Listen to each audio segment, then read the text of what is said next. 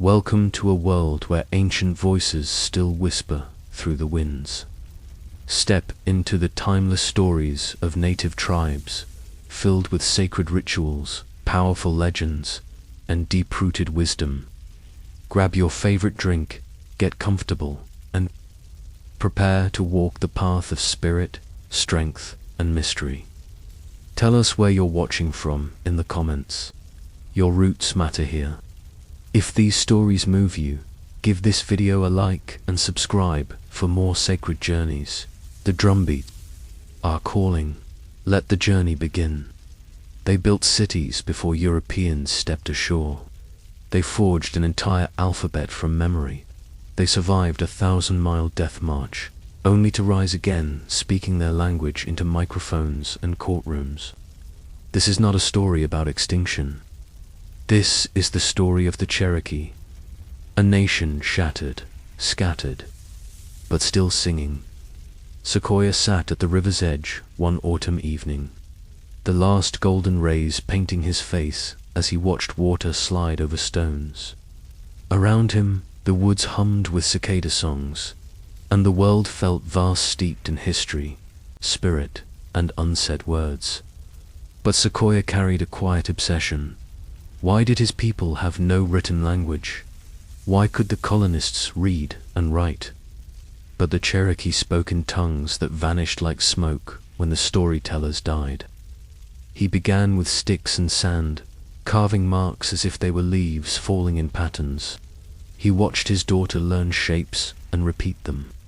He saw how children could memorize those carvings faster than they could learn complicated foreign letters.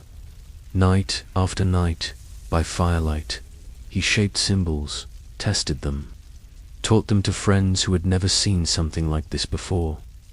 They called him crazy, but he just whispered, "They will speak with ink." By 1821, Sequoia's syllabary was really a system of 86 signs representing Cherokee sounds. It wasn't phonetic, it was whole. Each syllable stood for a sound that Indians could hear and repeat, no translation required.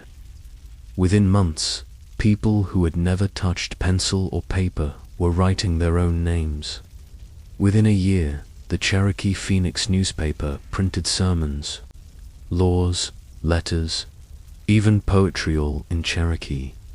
Imagine the moment when a Cherokee farmer picked up a leaf of paper and read his own name printed in his own language.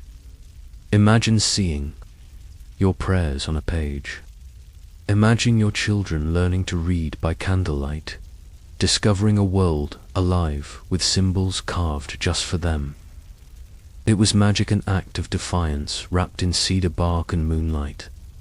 Sequoia became a hero, not just to his own people, but to the world. A man who taught a nation to whisper on paper, and that whisper became a roar. Literacy spread faster than anyone expected.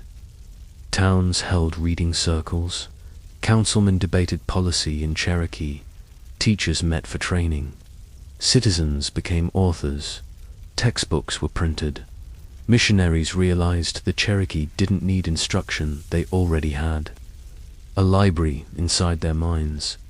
But not everyone was pleased. The US government watched with growing unease. A literate tribe could fight treaties, could file lawsuits, could demand rights. Some in power saw the syllabary as dangerous, a threat wrapped in feather and paint, because a people who could record their stories could not be erased. Still, the Cherokee pressed on. Schools were built, pens and ink replaced bark and colored clay. Newspapers carried debate across mountains. The Phoenix carried news of the Missouri Compromise, of wars stirring in Europe, of Cherokee concerns and celebrations.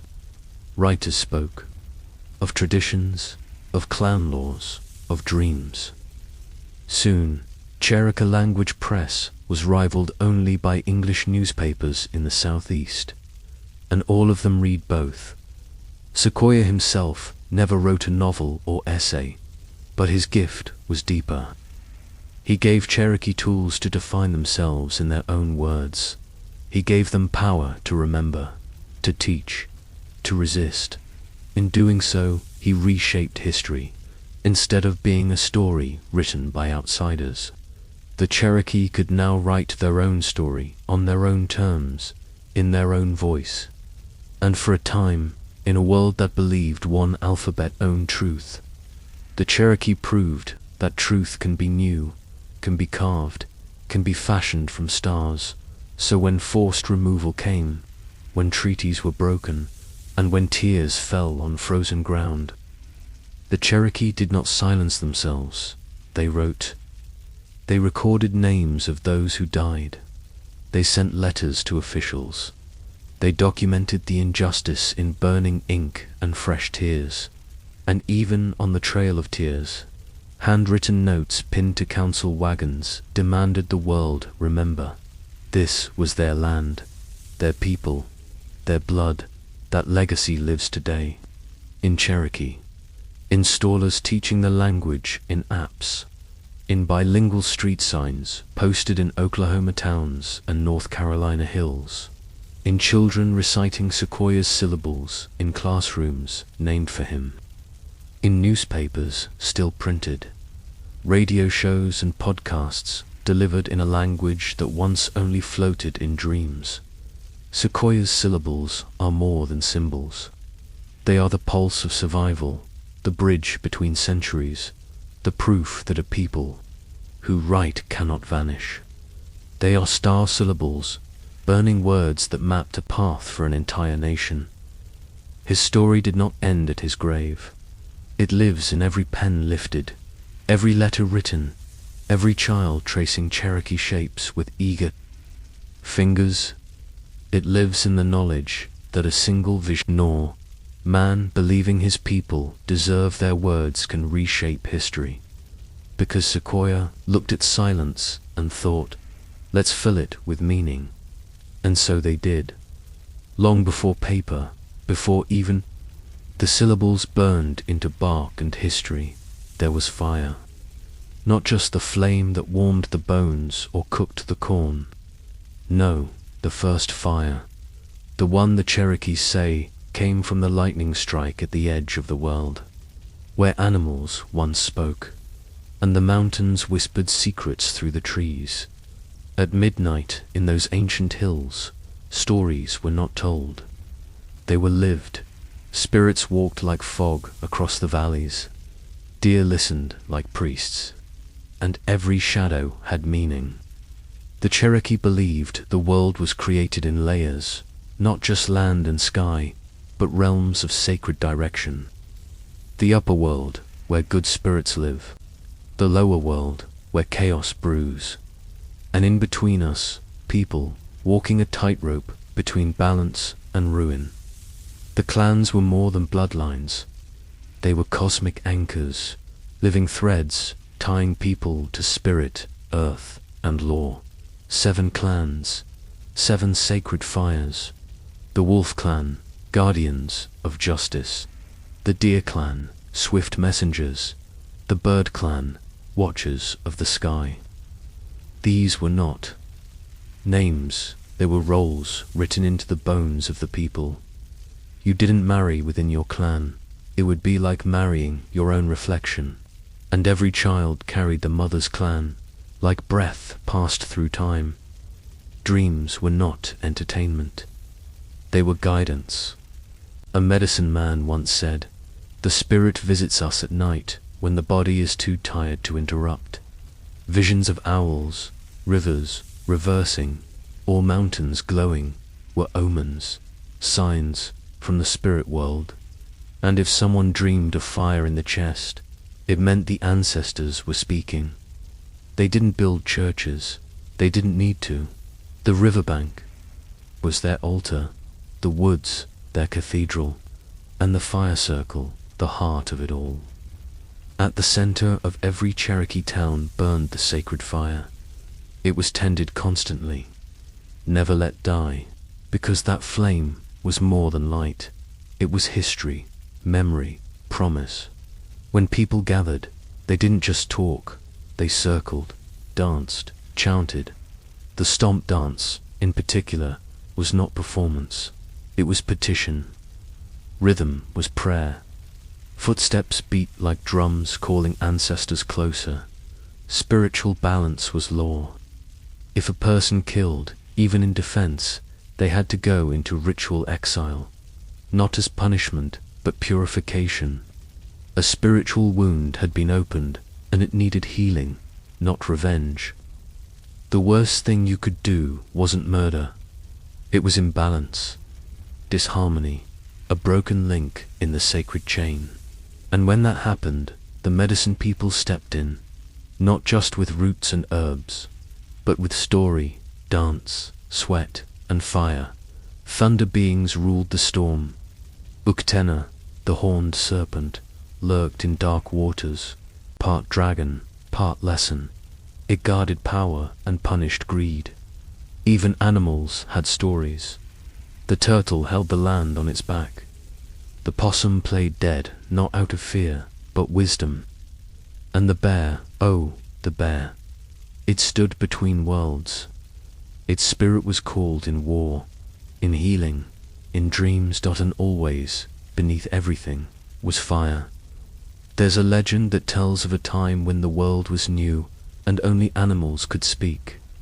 They saw the first fire burning on an island, and the birds and beasts tried to bring it back. Ravens' wings were scorched black, trying. Owls' eyes burned red.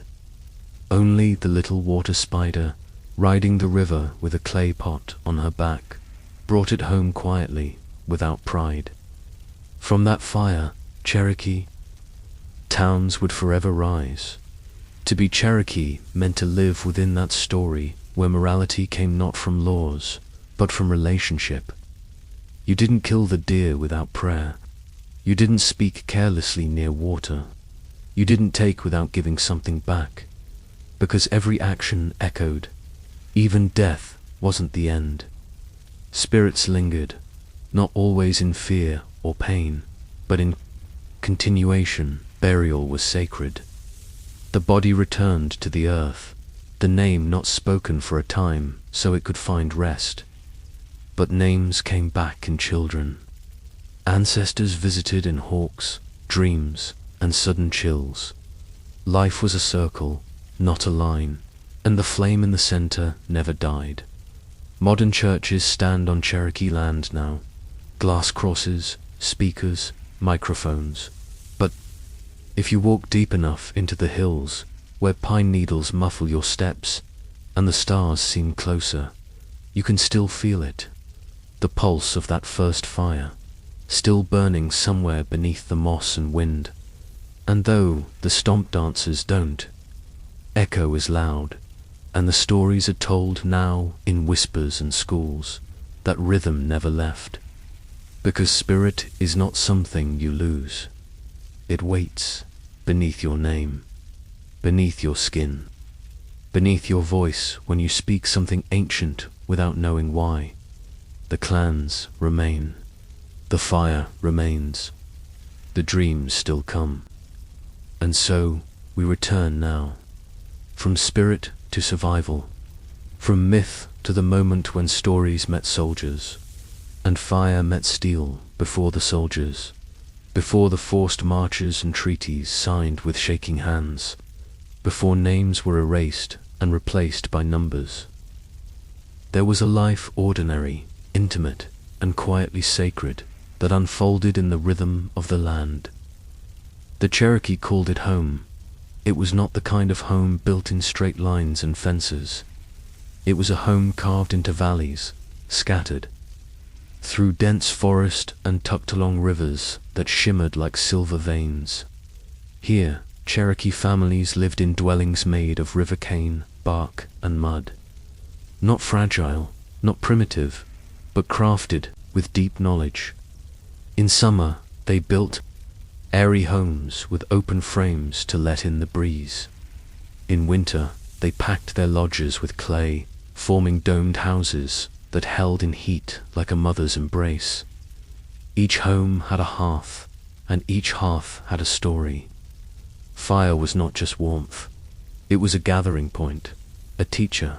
Children would curl near it, listening to elders recount tales of the trickster rabbit or the spider who stole fire from the sky.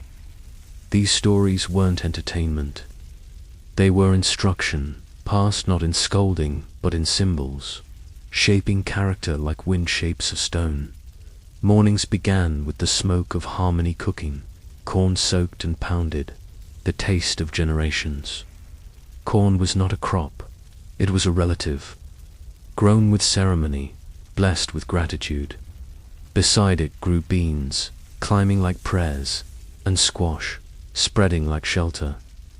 The three sisters, they called them, planted together, eaten together, remembered together. Men hunted, not for glory, but for balance. The bow was curved not just by skill, but by understanding the deer's path, the wind's whisper, the weight of responsibility. To waste was sin. To kill without ceremony was to invite sickness. Women gathered herbs and crafted tools. They did not serve the village, they held it together. A Cherokee woman owned the home. The land passed through her line. When she spoke, the fire listened. Children were not punished. They were guided by example. A child who strayed was not beaten. Instead, a circle of family and clan elders would gently correct the behavior, not with shame, but with stories and shared labor. Responsibility wasn't forced. It was offered. There were no kings, no prisons. The leaders were chosen for wisdom, not wealth. A beloved man or woman earned trust through service, peacekeeping, and insight. Clan mothers held immense influence, choosing chiefs, advising warriors, and reminding the village that every battle echoes into the womb. Marriage was not just a union, it was a joining of clans, and rules were strict. You could not marry within your own clan. It was believed that to do so would invite imbalance into the sacred web of life. Divorce was not taboo. If the fire between two people went cold, the woman would simply place her husband's belongings outside. No shame, no blame, just the natural shift of seasons. Ceremony danced through every part of life, naming a child, beginning the planting season, healing the sick. Even games were sacred. Stickball, the unetso, was more than sport. It settled disputes between towns. It trained warriors. Sometimes it decided justice. Played on fields wider than football stadiums, hundreds of players would run, bleed, and shout to the beat of chants and drums. The stakes were real. Pride, peace, protection, language bound it all. The Cherokee tongue was melodic, rising and falling like wind through pine. Words were not just sounds, they were seeds, each one growing meaning with time. A single phrase could carry a prayer, a warning, and a memory all at once. Seasons were not just weather, they were teachers. Spring meant rebirth, summer, gratitude. Autumn brought the harvest and the telling of truths.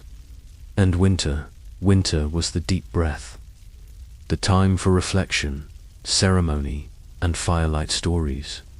Everything had its place. Every voice had its value. And then came the storm.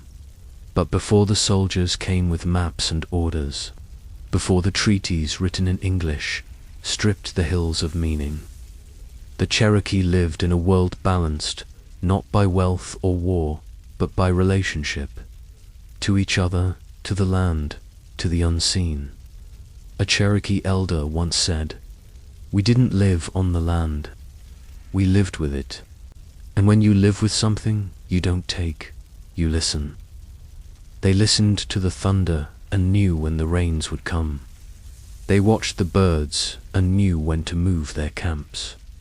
They listened to the silence of snow and knew when a spirit was near. This was not magic. It was memory, passed down through footsteps and breath. This world of bark homes, warm fires, and the sacred hush of morning is often lost beneath the louder chapters of war and displacement. But it is here that the story must pause and honor. Because before the exile, before the trail soaked in tears, there was a people who laughed, loved, healed, and hoped in their own language, in their own homes, under their own sky. And it is from that sky that the first shadow now falls, as outsiders draw closer, and whispers of removal creep through the valleys. The Cherokee did not hunt with hunger alone. They hunted with purpose, with prayer, and with dreams that came before the arrow ever left the string. Long before a hunt began, it was already alive in the mind. A boy would dream of a white deer, or a shadow moving silently between trees. He'd wake and speak the dream aloud, not to boast, but to be guided. Elders would listen, nodding slowly, weighing the dream's shape. Was it warning? Was it blessing? In Cherokee life, dreams were maps, and every hunt began with the map drawn in sleep. The quiver, made from the hide of past hunts, was more than a tool.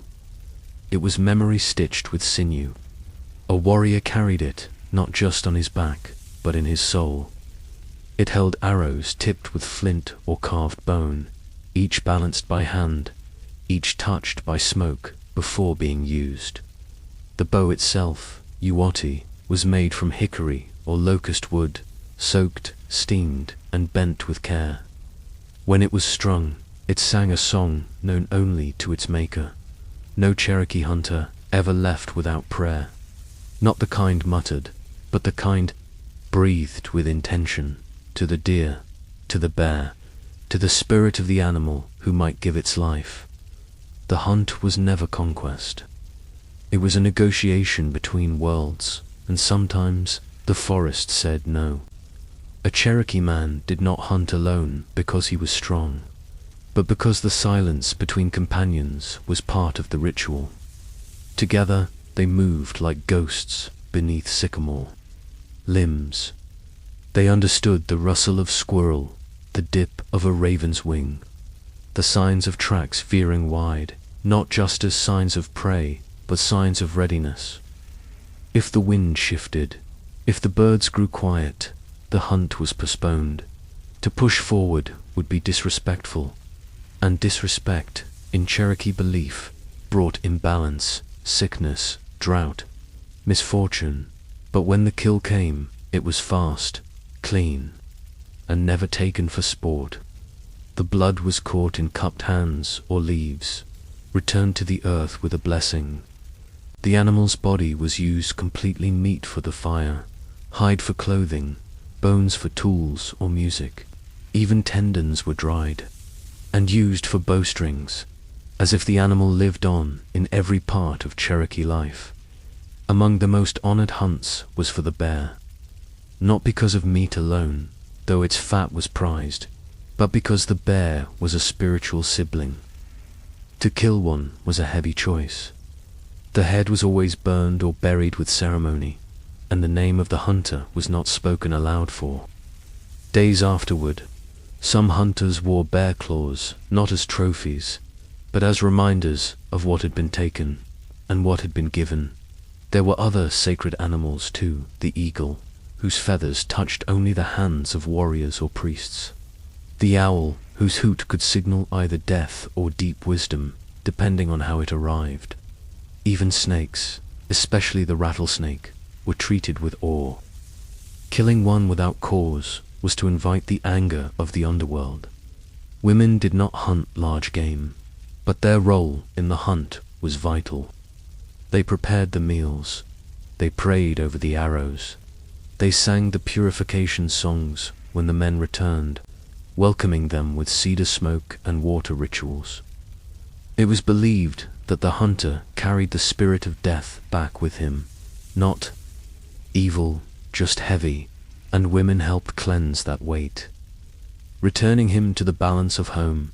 Sometimes a boy would have a vision long before he was old enough to hunt. In that vision, a bird would speak, or a shadow would follow him through. Fire elders would test this, isolating the boy for days, giving him fasting, sending him into the forest to listen. If he returned with the right signs, he might be chosen to train not as a warrior, but as a tracker, a reader of signs, or even a shaman warrior, one who fought with both bow and spirit. The forests of the Cherokee were not just filled with prey, they were filled with messages. A crooked branch might warn of danger. A broken stone might mark a path between realms. The best hunters were those who listened to more than just the rustling brush. They listened to silence, to dreams, to the twitch of a horse's ear. The forest always spoke. The Cherokee with those who understood the language. Even still, the sacred game played between villages, borrowed the language of the hunt. Warriors would leap and charge as if chasing deer. The ball was the spirit. The goal was restoration. Blood would spill on the ground, and still. It was ceremony, more hunt than sport, more vision than violence. The Cherokee believed that every hunt told a story, and like all stories, it needed a beginning, a middle, and a respectful end. That end was not just in the fire or the meal. It was in the passing down of technique, of legend, of the sense that no arrow should ever fly without reason. In today's world, the forest has thinned.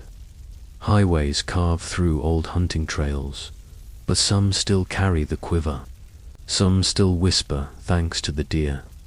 Some still dream of shadows in the woods. There's a strange kind of irony in this part of the Cherokee. Story, the same hands that once etched sacred symbols into river stones began drafting newspapers, composing legal arguments, and signing treaties written in a language that had once tried to erase them. In the early 1800s, while many tribes were still being misnamed and misunderstood, the Cherokee became something no one expected, a written nation.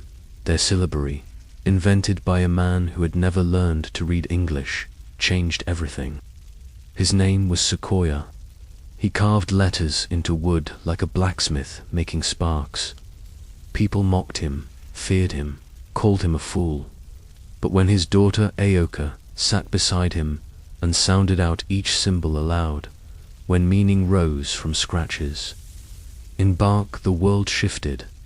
Within a generation, Cherokee children were reading in their own tongue. Grandmothers copied verses beside hearth fires. A people long defined by spoken word now spoke through ink, paper, and power. In 1828, the Cherokee Phoenix was born, the first Native American newspaper in history. It was printed in English, and Cherokee, line by line, twin voices refusing to be silenced. The Phoenix became more than a publication. It became a shield. It warned of coming storms. It documented broken promises. It gave voice to women, warriors, farmers, and chiefs alike. Letters flooded in from the hills, the valleys, the farthest ridges of the Cherokee Nation, demanding justice, mourning loss, and whispering resistance in every syllable. But this rise in literacy, in structure, in diplomacy, it was also a defense. The United States was hungry. Land was gold. Cotton had become king. And in Georgia, where Cherokee towns prospered beside white settlements, the tension snapped. The Cherokee had laws. They had courts. They had their own constitution. They had schools, councils, farms, and families rooted deeper than the trees. Yet none of it was enough. In 1830, President Andrew Jackson signed the Indian Removal Act. It was a promise wrapped in paperwork, soaked in deceit. The government said the Cherokee could stay if they acted civilized, and when they did, they were told to leave anyway. But the Cherokee didn't fold. They sued. In 1832, in Worcester v. Georgia, the Supreme Court ruled in their favor, declared the Cherokee Nation sovereign, their lands protected. Chief Justice John Marshall penned the decision. But President Jackson, famously, did not enforce it. Let him enforce it, he scoffed, and the ink turned cold.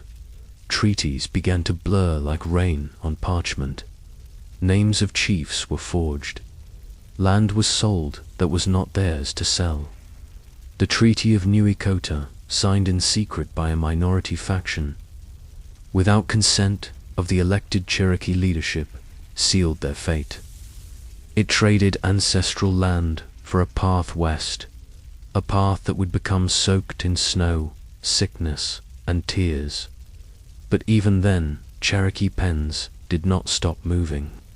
Letters were written from prison camps. Elders wrote messages on scraps of cloth and bark. Children recited stories passed down across generations, even as boots marched and families were torn apart. Language remained a weapon of survival. This written voice had always been a paradox. The syllabary, the phoenix, the legal filings. They were bridges built across impossible divides. They showed the world that the Cherokee were not vanishing relics, but a living, reasoning people. But the other side never really wanted dialogue. It wanted surrender. Yet the writing remained, and in it, a warning still echoes that paper is not always protection, that treaties can be traps, that words, however sacred, can be twisted by hands that do not tremble when they erase. And yet, the written word also preserved. It captured every heartbreak, every betrayal, and every resistance. It kept a record no sword could silence. Cherokee families today still carry letters written on that long walk west. Some framed, some tucked away like sacred seeds, each one a reminder that they were never voiceless, only unheard, from syllabary to courtroom, from treaties to editorials. The Cherokee carved meaning from silence and power from page. They became the authors of their own story, even when the ending was torn away. But endings, like borders, can be rewritten. The morning frost did not care that the people it bit were holy. It did not pause for mothers with babies strapped to their backs or for elders whispering prayers into cedar bundles. When the removal began in 1838, it was not a relocation. It was a death march, carefully recorded by soldiers, quietly wept over by survivors. The Trail of Tears is what history calls it now, but for the Cherokee, it was the trail where time stopped. They came with bayonets and paper. The U.S. military moved in on Cherokee land like shadows thickening at dusk. Families were pulled from their homes with little warning, their gardens still damp from last night's rain, their cooking fires still warm. Cattle wandered, unattended. Medicine bags were trampled under boot heels. Children cried, not yet knowing they'd never see their rivers again. Over 16,000 Cherokee were rounded up, held in stockades like cattle, fed scraps, watched, ordered, silenced. Some died before the walk even began. Disease swept through the camps. Dysentery, measles, despair. Soldiers counted them in lists. The Cherokee counted them in songs. The path west was not one trail, but many. Some groups were forced to move by water. Others walked for months through sleet, snow, and blistering heat. They called it Nunna Dal Suni, the trail where they cried. And they did cry, but they also sang, they prayed, they carried their dead on stretchers made from stripped bark. More than 4,000 never reached the other side. Shoeless children bled onto stones. Mothers dug shallow graves with frostbitten fingers. Grandfathers whispered ancient stories into the dark, hoping the words would live longer than they could.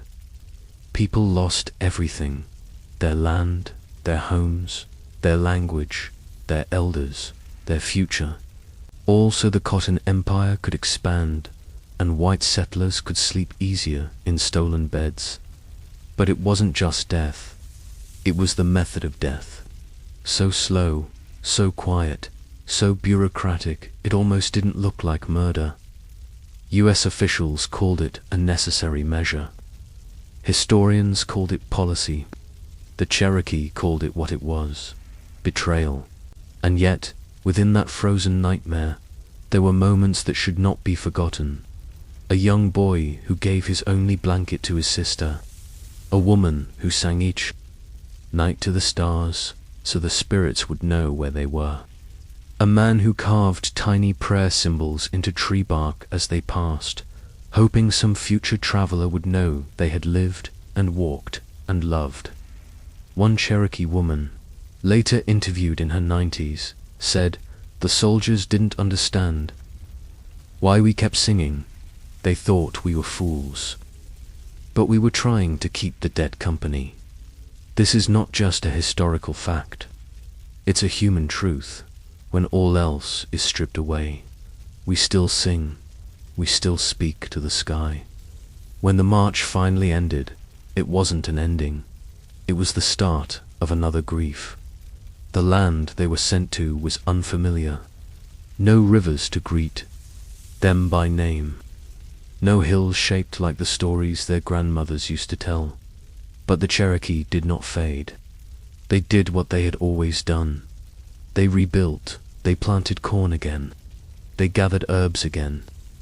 They told the old stories. Even if the old words stung like salt on a wound, in that strange new place, they stitched together a life. Not the life they had chosen, but a life all the same. Ceremonies returned, quietly at first. Council meetings resumed.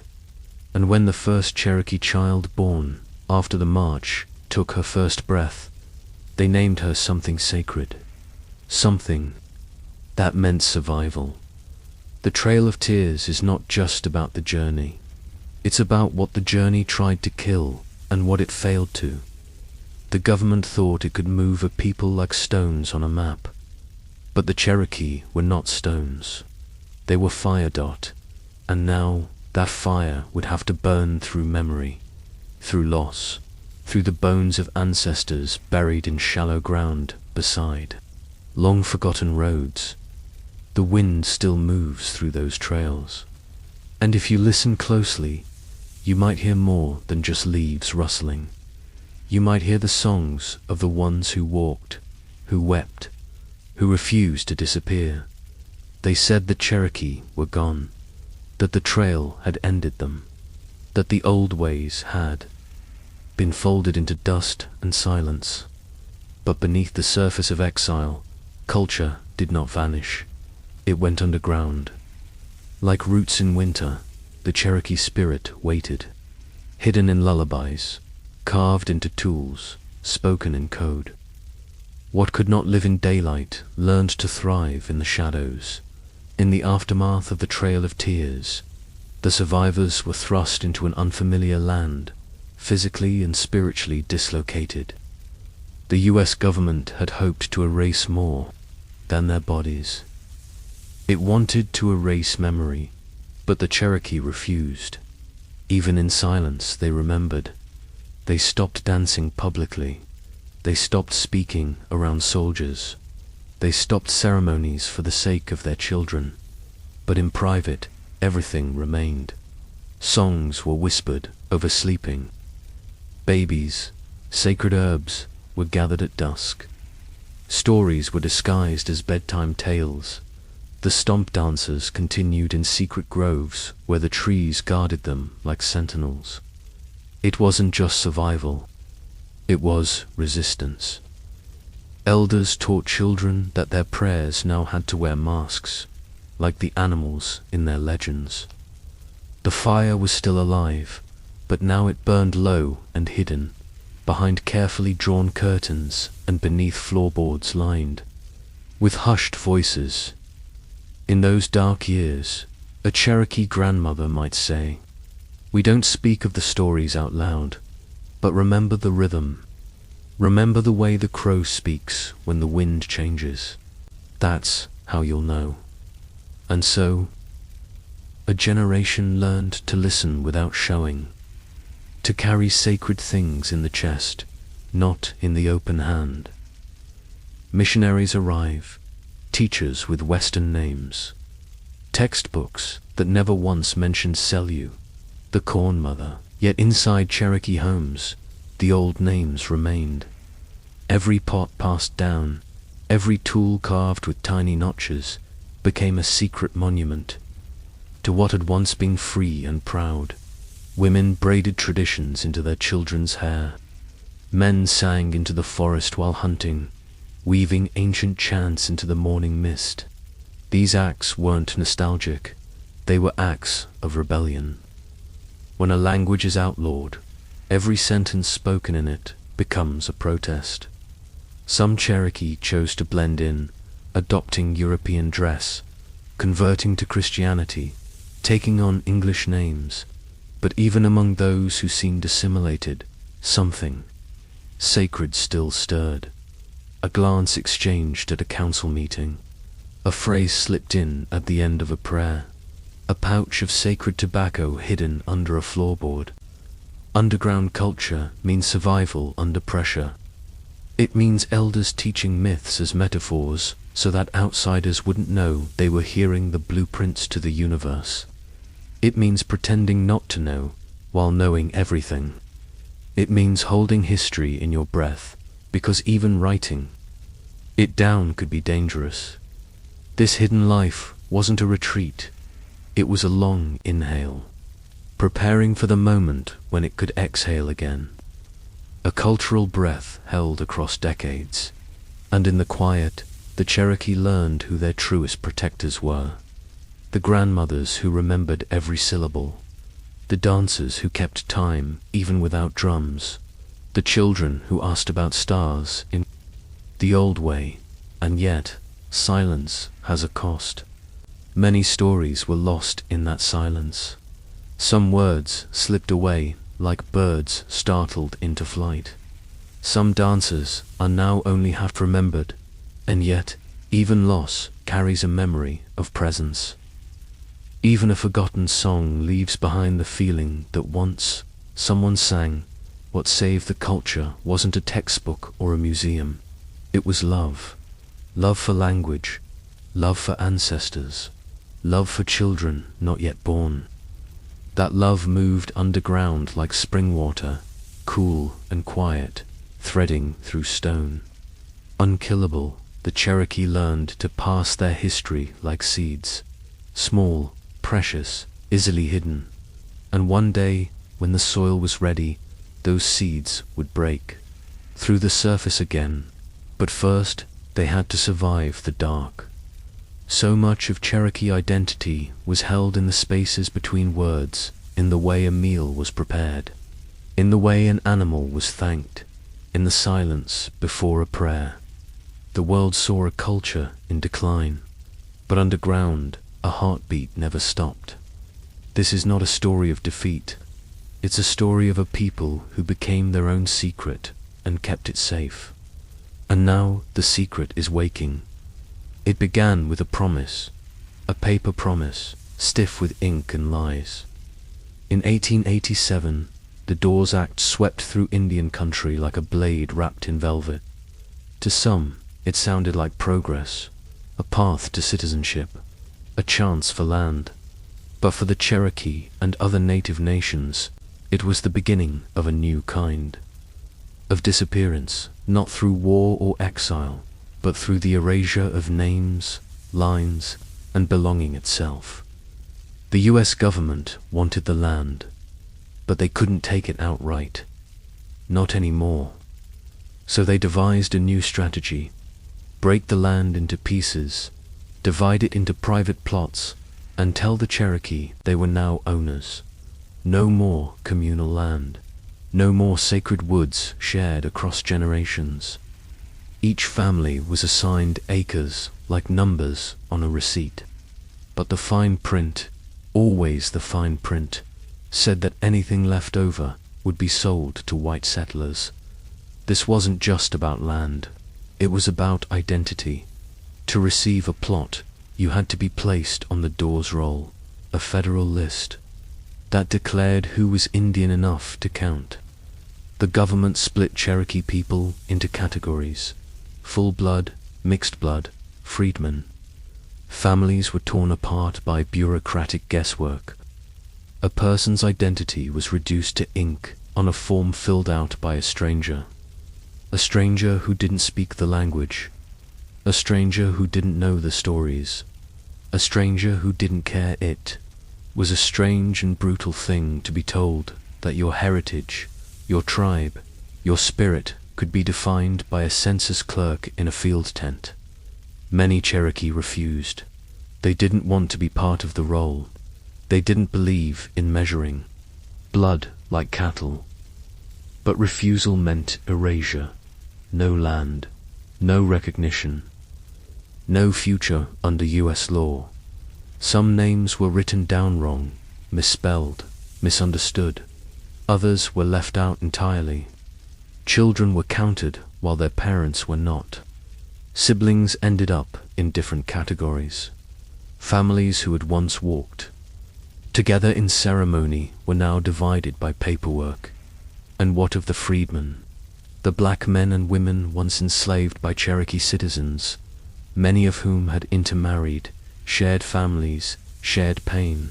After emancipation, freedmen were promised tribal citizenship through treaties. But the Dawes system added another cruel twist. Suddenly, black and Cherokee were treated as separate, mutually exclusive identities. Freedmen were placed on a different role, their Cherokee blood, when present, ignored, their ties to the tribe questioned, their legacy pushed out of the story, and all the while the land disappeared. Parcel by parcel, acre by acre, the map of Indian territory shrank like skin in cold water. What had once been vast, wild, and interwoven with spirit became fenced, numbered, and sold. There was no war cry, no battle drums, just quiet heartbreak. A legal war dressed as paperwork, a bloodless wound that still bled. Even today, the Dawes Roll haunts the Cherokee Nation. It is the basis for citizenship in the tribe. A roll that was never meant to be sacred now defines who is in and who is out. It holds power. It creates pain. It erases those whose families hid to survive. It questions those whose lineage flows through both African and Cherokee ancestors. It draws lines the tribe never asked for, lines they are still trying to make. A sense of, some call it survival, others call it betrayal. But the truth is more complicated. The Dawes Act forced Cherokee people to navigate an impossible maze, and they did what they could to protect what mattered. Some signed the rolls to secure land for their children. Some refused, clinging to dignity even as the system erased them. All of them carried the weight of a choice no one should have had to make, and yet, even in division, something held, somehow. The stories kept passing. Somehow, the ceremonies returned to the earth they no longer owned. Somehow, the names, the real names, lived in family songs and graveyard stones, and whispered blessings before sleep. What the Dawes Act tried to divide, the spirit of the people continued to weave together, thread by quiet thread. The question now isn't just about history, it's about healing, about how a nation can remember who it was while facing what it has become, about how to honor bloodlines without letting them become borders, about how to recognize the pain of a document written to divide and still find ways to belong. Because the Cherokee Nation is not a list, it is not a roll, It is not a percentage. It is a story, long, defiant, and still being written. There are questions so old they begin to feel like wind, invisible, shifting, always returning. For the Cherokee, one such question drifts through every generation. Who is Cherokee? Not just by law, but by memory, by blood, by belonging. It's a question that doesn't always have one answer. And sometimes it splits families. Sometimes it splits the wind. The door's roll lingers like a shadow. For some, it is proof. For others, it is a wound, created not by the Cherokee people, but by the US government in the late 1800s. The roll was meant to divide land and count Indians. But it also reshaped identity, locking people into categories. Full blood, mixed blood, freedmen. Names were misspelled, lineages misunderstood. Entire families were boxed into labels that didn't reflect who they were. Today, that old list still decides who can be enrolled in the Cherokee Nation. To join, you must trace your ancestry back to someone listed on the door's roll. But what if your family hid during enrollment to protect themselves? What if your blood ties are real, but the paper trail was lost in a fire, a lie, or a forgotten name? What if your ancestors were freedmen, black men and women who were once enslaved by Cherokee citizens, later promised tribal membership in binding treaties, and now fight for the recognition they were always owed? These questions are not about history, they are about right now, about who gets access to housing programs, healthcare, education, about whose name is etched on tribal citizenship cards, about who gets to vote, and deeper still, about who gets to feel seen when they walk into a Cherokee community. For many Cherokee freedmen and their descendants, the pain runs deeper than politics. It's a question of rejection, of being told, generation after generation, you are not one of us. Despite the treaties, despite the family trees, despite the shared songs, foods, and burial grounds. And yet, for others inside the nation, the pain runs in another direction. Some worry about protecting the culture, the language, the fragile thread of a people who have been exiled, renamed, and nearly erased too many times. They fear dilution.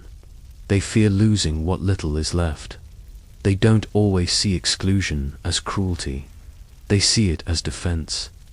It is a complex storm, grief on all sides, woven with centuries of colonization and laws designed to divide.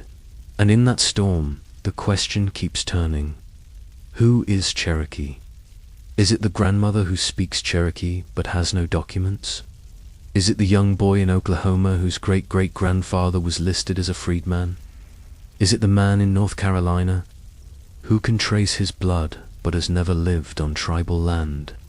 Or is it something older, quiet? Soil, the warmth of squirrel stew on winter fires, the way a name is whispered over a baby's sleeping breath. In 2007, the Cherokee Nation voted to amend its constitution, limiting citizenship to only those with direct lineage to the doors. Roll by blood, excluding freedman descendants. A legal battle erupted. Years passed, pain mounted, and in 2021, a federal court ruled that the freedmen must be included, affirming that treaties cannot be erased by modern politics.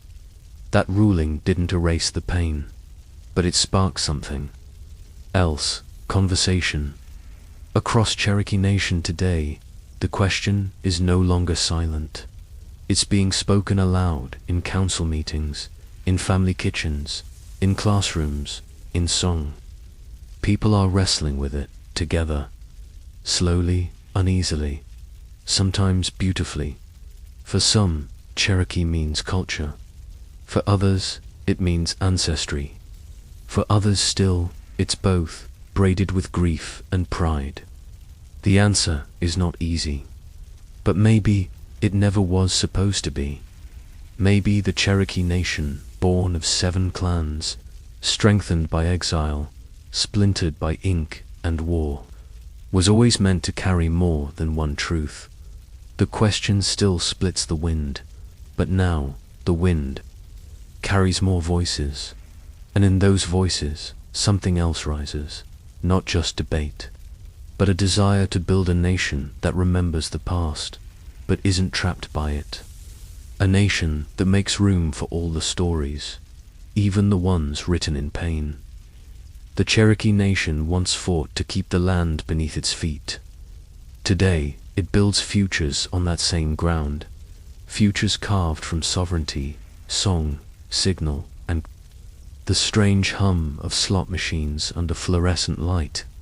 This is not the story most people expect, but that's the point. The Cherokee tomorrow doesn't look like the past. It looks like survival in new clothes. Start with the glow of a casino, rising like a second sun in rural Oklahoma. Cherokee Nation businesses, a powerful economic engine owned by the tribe, runs some of the largest gaming operations in the state. But this isn't just about flashing machines or tourist dollars. These casinos fund schools. They pay for clinics, scholarships, housing, elder care, and language programs. They are, in every sense, modern longhouses, places that shelter and sustain. For some, it's still controversial, the idea that sacred sovereignty is now tied to gaming. But for the Cherokee, this is not contradiction. It is adaptation. It is a people using the systems around them to rebuild what was once stripped away. Colonial governments took their land. Now Cherokee-run enterprises are buying it back, acre by acre. Not just in Oklahoma, but across multiple states. Quiet reclamation, funded by roulette. But money alone doesn't tell the full story, because, while the casino floors buzz, Cherokee voices are rising across the airwaves. Listen, tune in to 91.3 FM in Tahlequah. You'll hear Cherokee voices, Cherokee sounds, a program unlike any other interviews, music, language lessons, and tribal news. It's not just radio, it's resistance in frequency form. In a world that tried to erase their tongue, the Cherokee Nation is broadcasting it weekly, boldly, proudly. Young people once raised on YouTube and Netflix are now learning to say hello from their car radios and smartphones. Elders are being recorded, archived, remembered, not as relics, but as living libraries. And every broadcast is a thread, weaving old language into new ears. But it's not just the air that's carrying change. Look toward the classrooms. Cherokee immersion schools are blooming places where students speak Cherokee all day, every day. Where math, science, and history are taught not just in English, but in syllables shaped by rivers and fire. Where children learn not only how to read, but how to remember. This revival is not nostalgia, it's strategy. A deliberate choice to pass down knowledge before it disappears. Technology is part of that strategy. The Cherokee Nation is investing in broadband, in digital archives, in language apps, even in AI tools that can help transcribe elder stories and map endangered dialects. Every innovation becomes a canoe, carrying tradition across modern waters, and still, amid all this, there is art. Cherokee artists are mixing beadwork with animation, basket weaving with virtual reality, ancient symbols with modern protest. Posters, writers are publishing memoirs, poetry, essays that breathe fire into bookstore shelves. Musicians are reclaiming the stomp dance beat with synth, with drum, with unapologetic volume. These creations aren't echoes of the past. They're road signs pointing forward, And what of politics? The Cherokee Nation is no stranger to it. As one of the largest federally recognized tribes, it has carved out a powerful voice in Washington. It fights for healthcare, for voting rights, for climate justice. It protects its women, launching task forces to address the crisis of missing and murdered indigenous women.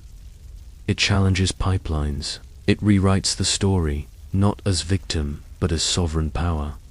One of the most historic moves, demanding the US government honor a promise made in 1835 to allow the Cherokee Nation to send a delegate to Congress. Nearly 2 centuries later, that promise is still unpaid. But the nation is no longer knocking politely. It is at the door, waiting, watching, rising.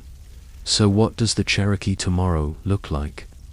It looks like a grandmother listening to radio lessons with her grandson, laughing as he stumbles through the word for morning. It looks like a high school senior graduating from an immersion school, dreaming of becoming the next principal chief. It looks like a tribal flag hanging over a home purchased with casino revenue, bought on land once stolen. It looks like Wi-Fi beams carrying syllables into a future that nearly forgot them. The Cherokee tomorrow isn't simple. It's layered old and new, fire and fiber optics, morning and momentum. And in that complexity, there is power. When they tried to burn us out of history, they forgot one thing. The Cherokee remember how to rise, not just once, but again. And again in every century, every silence, every stolen promise. From ash and erasure, we return with stories in our mouths and embers in our hands. There is something holy in rebuilding yourself, something sacred in the act of taking language and land, both nearly extinguished, and breathing life back into them, syllable by syllable, acre by acre. This is not just survival, this is reclamation, and it's happening right now. Look around Tahlequah, Oklahoma, the capital of the Cherokee Nation. It is not a museum. It is not a relic. It is a living government with more than 450,000 enrolled citizens, the largest tribal nation in the United States. It runs schools, clinics, courts, a marshal service, housing programs, business ventures. This isn't the past. This is sovereign governance. But more powerful than buildings or budgets is the return of the Cherokee word, the Cherokee language. Sulagi was once whispered only by elders. Now it's being shouted by children on school playgrounds, written in syllabary on road signs, printed in newspapers, threaded into TikTok captions and pop songs. It is no longer hiding, it is singing. This revival didn't happen overnight. It was forged with pain, with planning, and with purpose. Language warriors rose from dormancy like phoenixes, choosing not to grieve what was lost, but to rebuild it from memory. Cherokee immersion schools became fire pits of knowledge, passing ancient grammar to digital native youth. Syllabary keyboards appeared, apps were developed. Elders sat down with software engineers, and magic happened. But it's not just about language. It's also about land. Land returned is story returned. The Cherokee Nation has bought back sacred lands, not through conquest, but with court filings and commerce. Lands where stomp dancers once thundered. Lands where medicine grew from roots and dreams. Each plot reclaimed is not just real estate. It's an apology rewritten in action. The same fire fueling this revival also lights the creative world. Cherokee poets are weaving myth and memory into verses that shiver on the page. Artists paint symbols once banned, now displayed in galleries. Across the globe, playwrights, game designers, musicians, all spinning old legends into modern form. One artist described it like this: "We don't paint with nostalgia, we paint with resurrection." And then there's the fire of justice. The Cherokee Nation stands tall in the legal arena, protecting its women, defending its borders, refusing to let federal or state systems erase its power. The 2020 McGirt decision by the U.S. Supreme Court reaffirmed much of eastern Oklahoma as reservation land. That ruling was more than legal language. It was a flame lit in a courtroom, declaring, "We never disappeared. You just stopped seeing us." Cherokee Nation's strength is also in its unity. Its people are spread across towns, cities, and coasts, but the fire ties them together. Every Cherokee citizen is connected by ancestry, yes, but more deeply by choice. The choice to remember, the choice to participate in a story still unfolding, and the fire keeps spreading. Cherokee language courses are now offered online too. Anyone willing to learn. The tribe's digital newspaper publishes in 2 languages. Families gather around laptops and listen to elders speak the same words their ancestors once used to call down rain or settle a marriage bond. With every new speaker, a little more ash turns to spark. This chapter is not a happy ending, because Cherokee stories don't end. They cycle, like fire, like breath.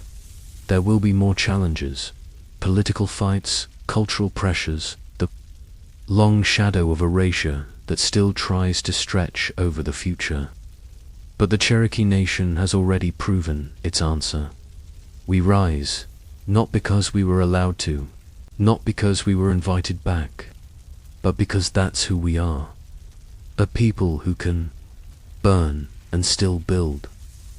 A language nearly gone, now spoken again.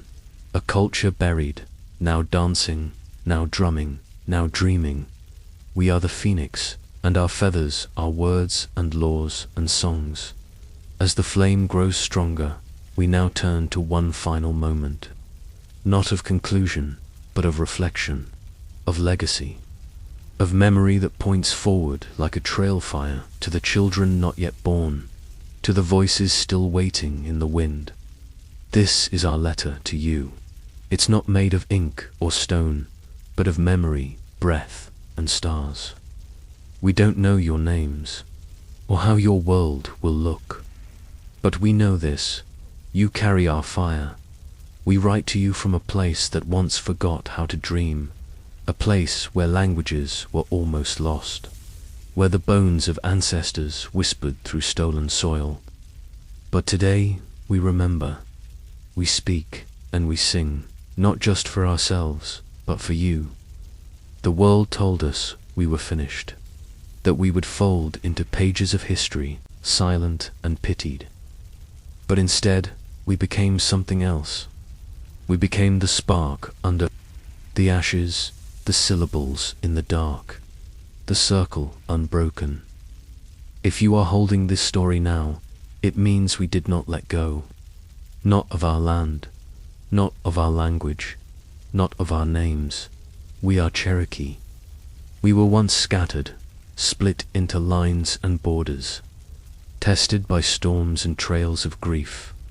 But our strength was never in how much we lost. It was in how fiercely we kept walking. In moccasins and memory, in courtrooms and kitchens, in stories passed down with the hush of night. Look behind you, child. Do you see the footprints? Some are deep and worn. Some are light and new. But all of them lead here to this moment, where you stand with both past and future in your hands. We want you to know about the fire, not just the one we kept lit in our homes, but the one inside us. The fire of stories, of laws, of stubborn survival. We lit it in the syllabary of Sequoia, in the stomp of our dancers, in the voices of women who prayed beside rivers and the warriors who returned from exile. That fire is yours now. Take care. Of our language, It is not a relic, it is a compass. Salagi is not just a way to speak, it is a way to see. Hidden inside its syllables are directions to the sacred, warnings about forgetting, and songs older than the sky. Speak it with your children, write it on your walls. Let it dance on your screens and in your music. Let it evolve without losing its roots, just like we did. And when the world tries again to erase you because it will stand tall, do not shrink. You are not a guest on this land. You are its memory keeper, its fire carrier, its rightful heir. We've rebuilt governments, opened schools, taken back what was stolen, inch by inch. But there is more to do, more stories to reclaim, more land to protect, more healing to begin. Don't wait for someone to give you permission. Your ancestors already did. Remember that sovereignty is not just paperwork. It is medicine. It is self-respect. It is the power to say who you are without needing anyone to agree. Make art break silence. Marry tradition with tomorrow. Sing old songs through new speakers. You don't need to live in the past to carry it forward. And above all, stay in the circle. The Cherokee Way was never about going alone. It was about belonging. The elders, the children, the land, the story, all connected, all sacred. Protect the circle, expand it if you must, but never let it close without you in it. This letter is not a goodbye, it's a promise.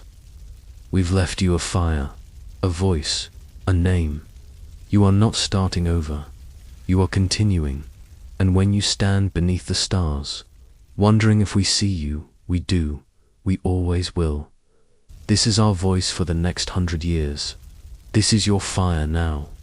Speak it, live it, pass it on. The circle continues. The flame does not go out. 27 tribes, one name.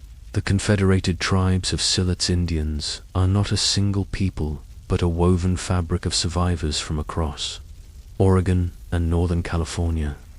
Forced onto a coastal strip, they spoke over 10 languages, carried different myths, and shared only one thing. They had been marched away from home. Now, after termination, betrayal, and silence, they've returned, and they remember everything. It begins not in one place, but in dozens. A mother grinding acorns beneath redwoods in Tolowa land. A grandfather praying to mountain spirits in the shadows of Shasta peaks. A child watching the salmon run in the Yakina River. 27 different nations, each with their own language, their own myths, their own word for home, and then a silence. The Confederated Tribes of Siletz Indians are not a single tribe. They are what remains after the government cut Oregon apart. Tribe by tribe, treaty by treaty, until only one word remained to contain them. Most Americans will never understand what that word means. They think it's a location, a reservation, a people, but it is more like a wound that healed with someone else's stitching. The Siletz Reservation was born in 1855 in the dense green of Oregon's coastal hills, but it wasn't the home of any one tribe. It was the place where dozens of tribes, from the Coquille to the Calipua, from the Rogue River to the Tillamook, were marched, forced, or dragged. Some came from hundreds of miles away, some came barefoot, bleeding. Others came with a handful of language left, tucked inside their lungs like a dying flame. And when they got here, they were told to forget who they had been. Imagine this. You survive. You cross rivers, forests, grief. You bury a sister along the trail. You arrive, and there another man greets you. But he does not speak your tongue. He does not know your God. He is another survivor, yes, but not your kin. not your people. Now you are both Silits. On this land, the word confederated does not mean united by choice. It means compressed, pressed together under the weight of colonization. Here, 27 nations were told they were now one. Language was the first thing to be stolen, not just forbidden in schools, punished. Children who spoke Tututni or Sayasla or Chetko had their mouths washed out with soap. They were beaten, shamed. The message was clear. Your language is wrong. Your songs are useless. Your memory is a burden. But the old ones whispered anyway. Under their breath, in their dreams, at the edge of the FIREHT today, walking through the reservation, you don't just hear English. You hear the fragments of the old world being pieced back together like broken pottery. The Silits DNI language, just one of the many spoken here, is being taught again, recorded, sung. A tribe once scattered across dialects now fights to build a common tongue. Not to erase their differences, but to survive together. Because they remember that they were not small tribes. They were not fragments. They were whole cultures, each with stories about thunderbirds and sky people, each with rules about marriage, harvest, and death, each with sacred lands now paved over or renamed. But here, on the reservation, they carve new memory into cedar poles. They pray in churches, yes, but they also gather in lodges. Children learn traditional stick games. Elders tell stories about times before electricity, before borders, before the word reservation ever existed. And slowly, the pain that forged them begins to transform. Being Silits today means something different than it did in 1855. It no longer means being erased. It means being fused, not like metal, but like blood. A people made from the strands of many others. A quilt, not a uniform. And the reservation. It is no longer only the place of exile. It is also the place of return. Still, the ghosts of that forced unity remain. There are names forgotten, rituals unspoken, songs that once had 20 verses now survive with only 3. But even that is a beginning. The hills of Silits whisper stories you won't read in books. Stories where the shamans spoke, where women held councils beside rivers, where the land itself had memory. These stories are not gone. They are buried in the broken tongues of grandmothers and the breath of children learning to speak them again. This is where the documentary begins, not with war, not with fire, but with identity rebuilt in fragments, with language reborn from the silence, with memory not as a weight, but as a map. And to follow that map, we must go back, not just to one village, but to 27 homes scattered across Oregon's mountains, rivers, and valleys. Because, before the name Silits was spoken, the rivers sang in many languages. And to truly understand who the Silits are, we must listen to those rivers speak again. Before they were called confederated, they were sovereign, long before the treaties, long before the government crushed 27 nations into one. Box labeled Silits. This land was not one home, it was many. Villages braided into rivers, stories that flowed from the peaks of the Cascades to the salt-heavy breath of the Pacific. Each people had their own language, their own gods, their own way of listening to the land, and the rivers listened back. In those days, the 10-mile creek echoed with coos. The Sayasla River sang with Sayasla, the Umpqua, the Yaquina, the Salmon. River each carried a different tongue, like a melody only the land could understand. The people didn't shout to be heard over one another. They knew which river belonged to which story, which bend was sacred, which waters could kill. Some tribes spoke Athabascan dialects, others spoke Tecuma or Chinookan, still others, Young, Shasta, Klamath, all stitched to landscapes, now renamed, flattened, drained.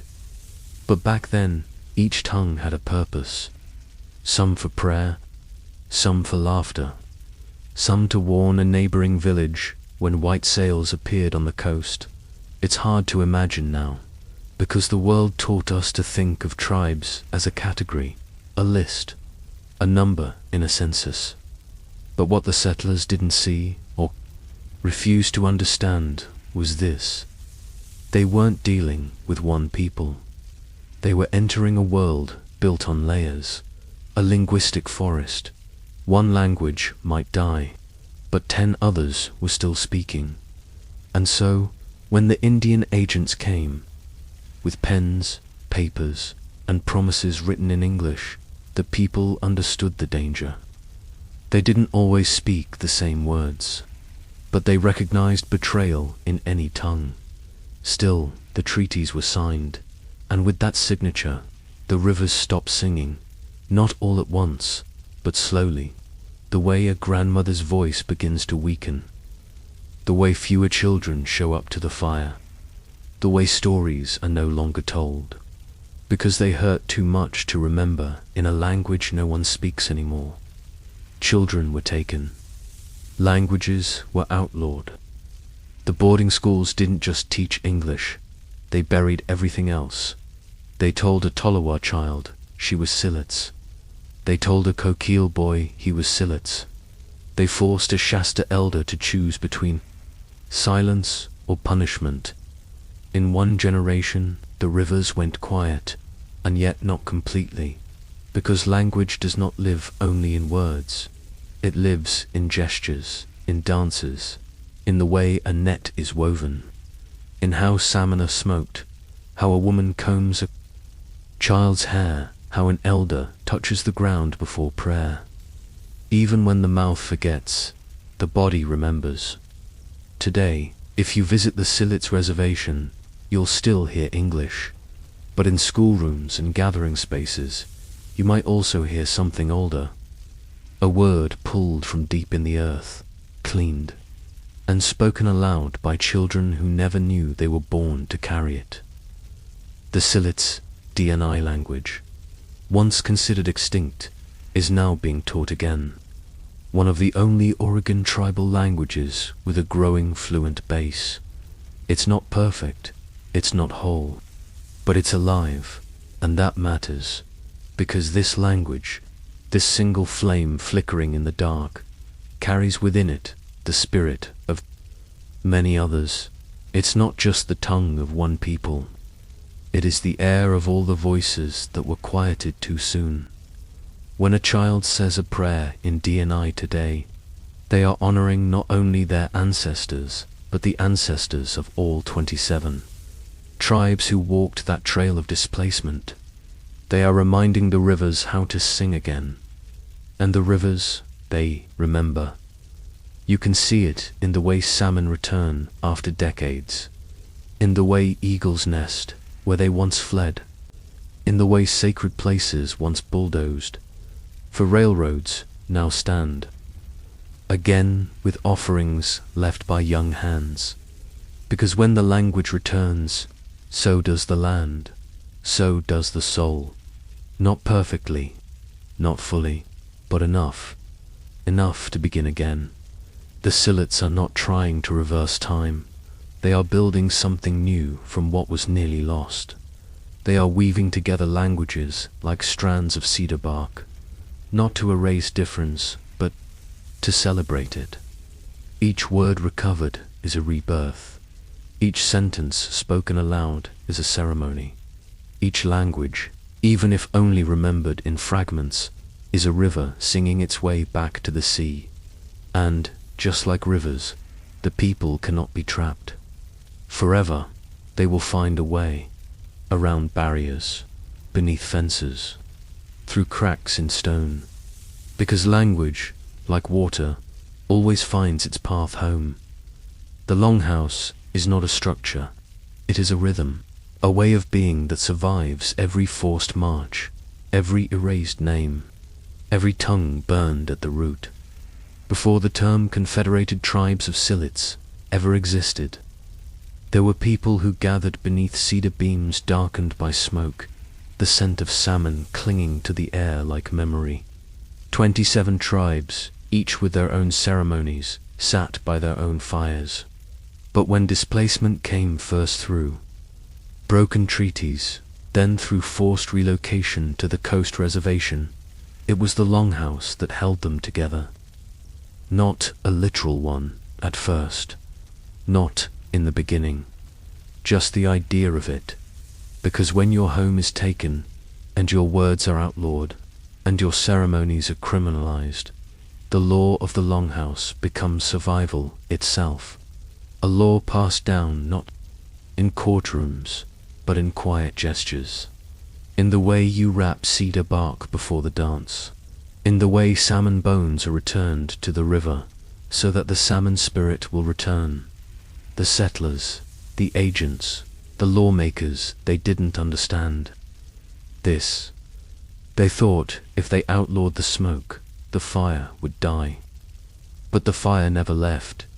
It went underground, it hid in kitchens, in the backwoods, in songs sung under breath, and rituals carried out in secret. Grandmothers became shamans in disguise. Children learned not to speak of what happened at night beneath the stars. The longhouse had no roof, no walls, but it still stood. It stood in resistance, and slowly, painfully, after the worst had passed at the boarding schools, after the Termination Act, after the tribe itself was nearly erased by law, the longhouse returned to wood and stone. It rose again, real and visible, in Silits, this time not as a memory, but as a home. Today, the longhouse is sacred once more, not a relic, a living place, not a museum, a heartbeat. And if you walk inside during the restoration powwow or a feather dance, you'll feel something shift, not just in the air, in you. The cedar smoke curls upward like a spirit finding its way home. Drums echo off the beams. Children move with motions older than English. Everything in the longhouse means something. The fire is more than warmth. It is witness. The dancers are more than performers. They are memory in motion. And the salmon, always the salmon, are more than food. They are an agreement, a spiritual treaty that predates any written one in Silit's belief.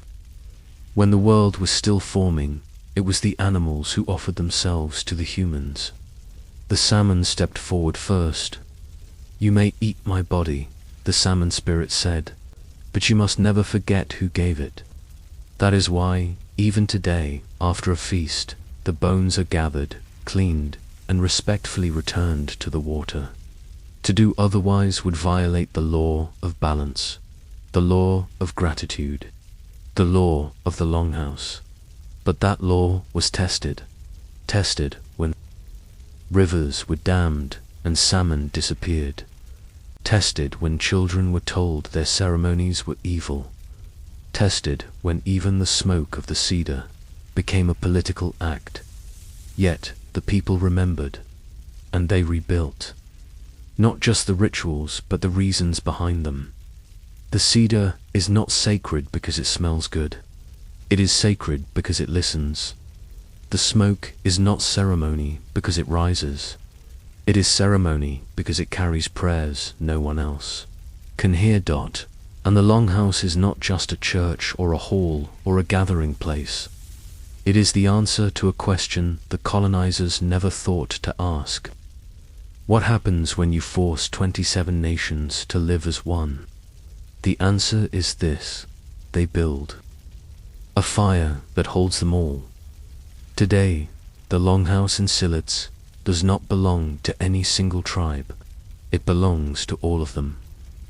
It's a place where Tolowa songs rise beside Rogue River prayers, where Shasta stories are told beside Ku's blessings, where each tribe adds its own ember to the fire.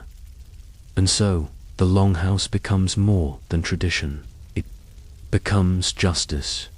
It becomes return.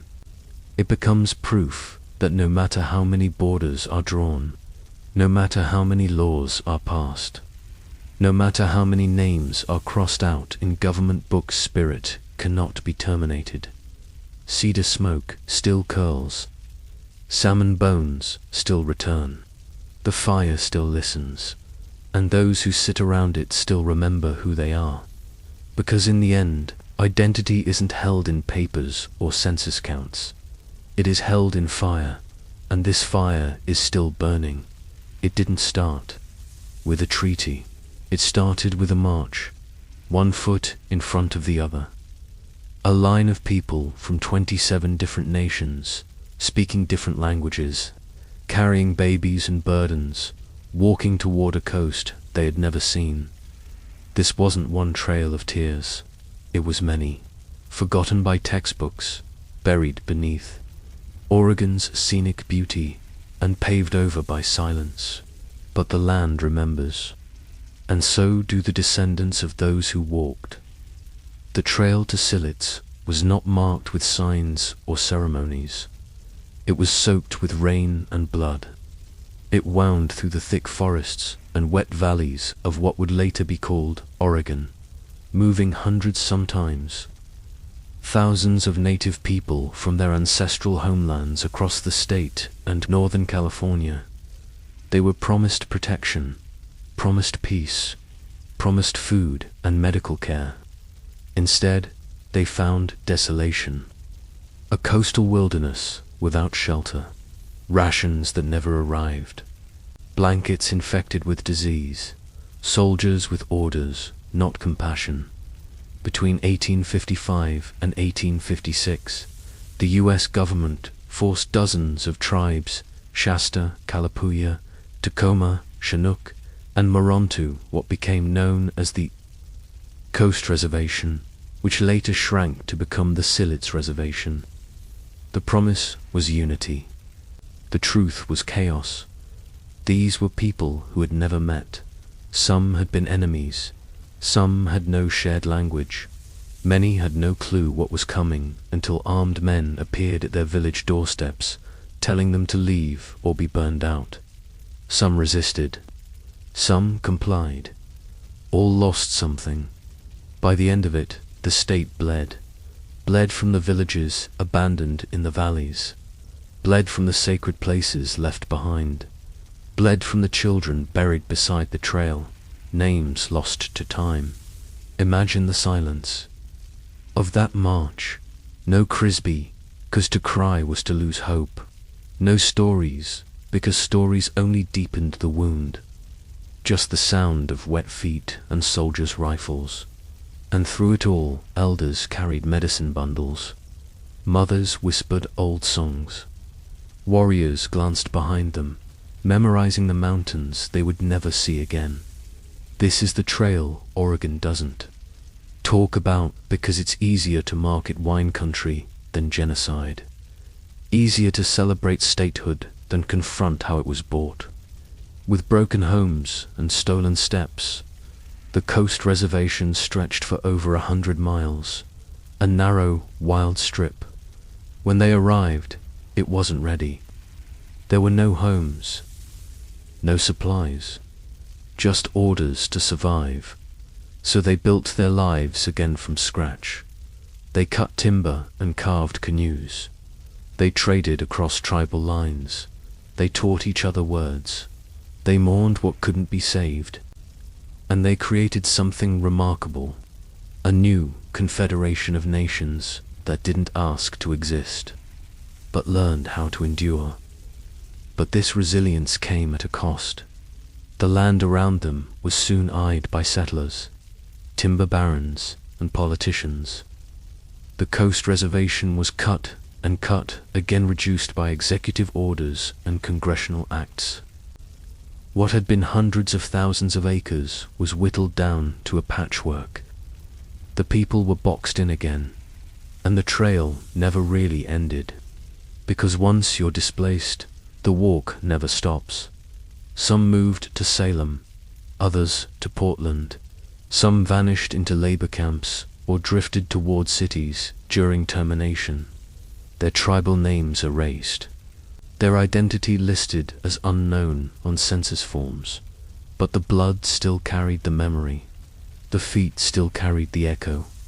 Today, descendants of those who walked that trail still remember it, not in history books, in bones, in dreams.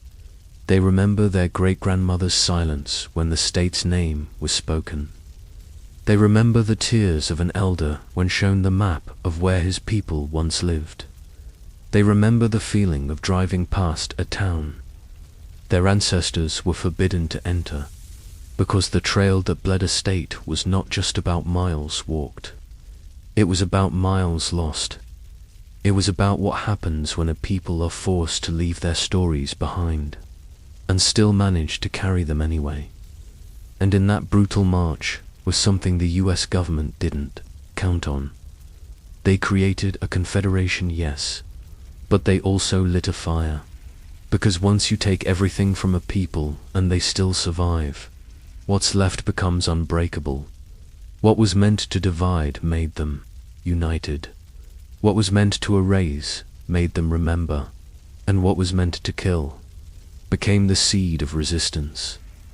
So yes, Oregon bled, but the Silets endured.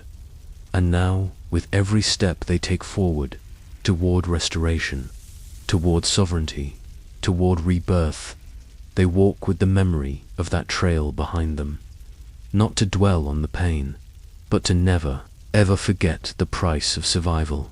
27 nations, 27 homelands, 27 ways of speaking to the land, the water, the sky.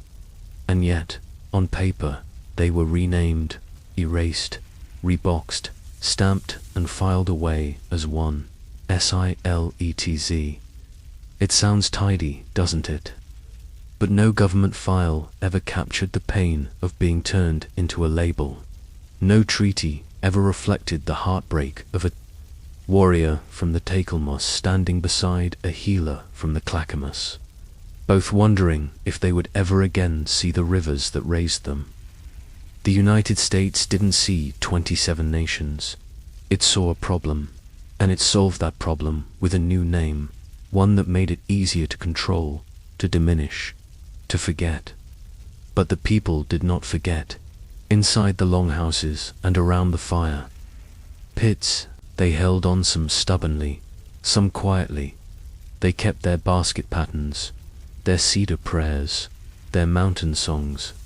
Even when the languages were lost in mouths taught not to speak them, something survived, like embers waiting for wind.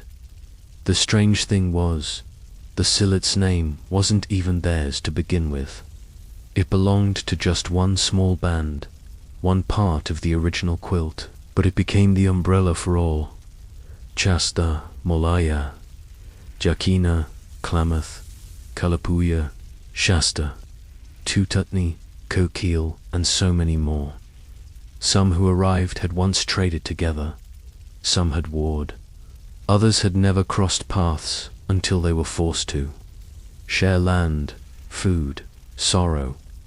There were different rules, different taboos, different creation stories. And yet, over time, something else was stitched on, a new identity. Not a forgetting, but a forging. Children born on the reservation didn't grow up with just one tribe's story. They grew up with 27. They heard the mountain wolf from one side and the ocean salmon from another. Their lullabies blended words no dictionary could catch. Their dances carried rhythms built from shared grief and stubborn survival. Still, outsiders didn't understand. The government called them confederated, but treated them as faceless. Politicians debated their existence. Anthropologists tried to categorize them. But culture is not a museum specimen. It breathes, it blends, it fights back. And in this confusion, in this collision of peoples, something powerful was born, not just survival, but synthesis.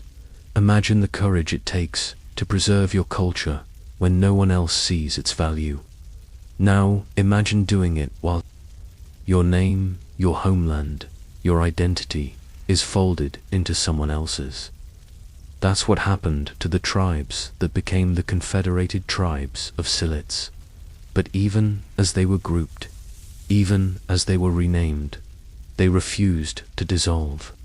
Each nation, each lineage, held on to the stories like threads, and slowly they began to weave, not to forget who they were, but to remember together.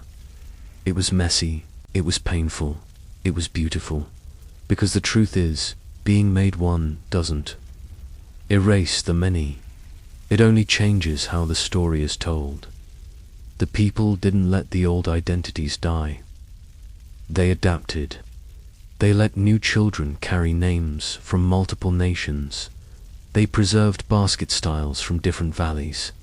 They built dances that honored the many trails that led to this single reservation. And when they were terminated in 1954, when the US government decided once again that their existence was inconvenient, they fought not as fragments, but as one dot. It was the irony of history. The same government that forced them to unify never expected them to unite, but they did. In 1977, when the Silits won back their federal recognition, the first tribe in the nation to do so after termination, they did it with the strength of all 27 nations behind them, one voice made of many tongues, one name forged from many stories. So yes, the world called them one, but they were never just one. They were the rivers that still run in dreams, the languages that echo in forests and churches and kitchens, the prayers that mix salt and cedar, mountain and tide. They are a living mosaic shattered once, now reassembled with gold in the cracks. Because being called one was not the end of their story. It was only the beginning. Somewhere in the hills above the Silits River, a child once whispered a prayer in a language no longer taught in school. Her grandmother had spoken it. Her great-grandmother had sung lullabies in it. But outside the house, the language had disappeared, punished, mocked, stripped from public life like bark from cedar. And yet, it survived. Not in books, not in classrooms, in dreams. You see, for the Silits people, language was never just speech, it was spirit. A bridge between the seen and the unseen. When you spoke the old words, you weren't just talking, you were calling out to the ancestors, the forest, the animals that had once answered you back. Every phrase carried a memory, every sound a rhythm of survival. But colonization didn't care for memory. The government built schools to erase it. Children were taken, their mouths washed with soap for speaking their tongue. They were told their language was savage, useless, backward, and so they buried it. Not because they wanted to, but to survive. Still, the old words lived on, in songs hummed under breath, in basket designs that carried meaning, in the way elders paused before saying certain names as if tasting memory before sound. One of those languages was Silits DNI, a member of the Ethabuscan family, once spoken by tribes scattered across Oregon and Northern California. By the 1990s, fewer than 5 fluent speakers remained. But even in that near silence, the words didn't give up. A man named Alfred Bud Lane stood at the edge of extinction and refused to let it fall. One of the last speakers of Silits DNI, Bud began recording thousands of words. With the help of linguists, he built the first digital talking dictionary of the language. What had once been a whisper in cedar smoke became a voice online, speakable, teachable, for the first time in generations. Young people could hear the sounds of their ancestors, not from a ghost, but from a screen and, then, from their own mouths. It wasn't perfect.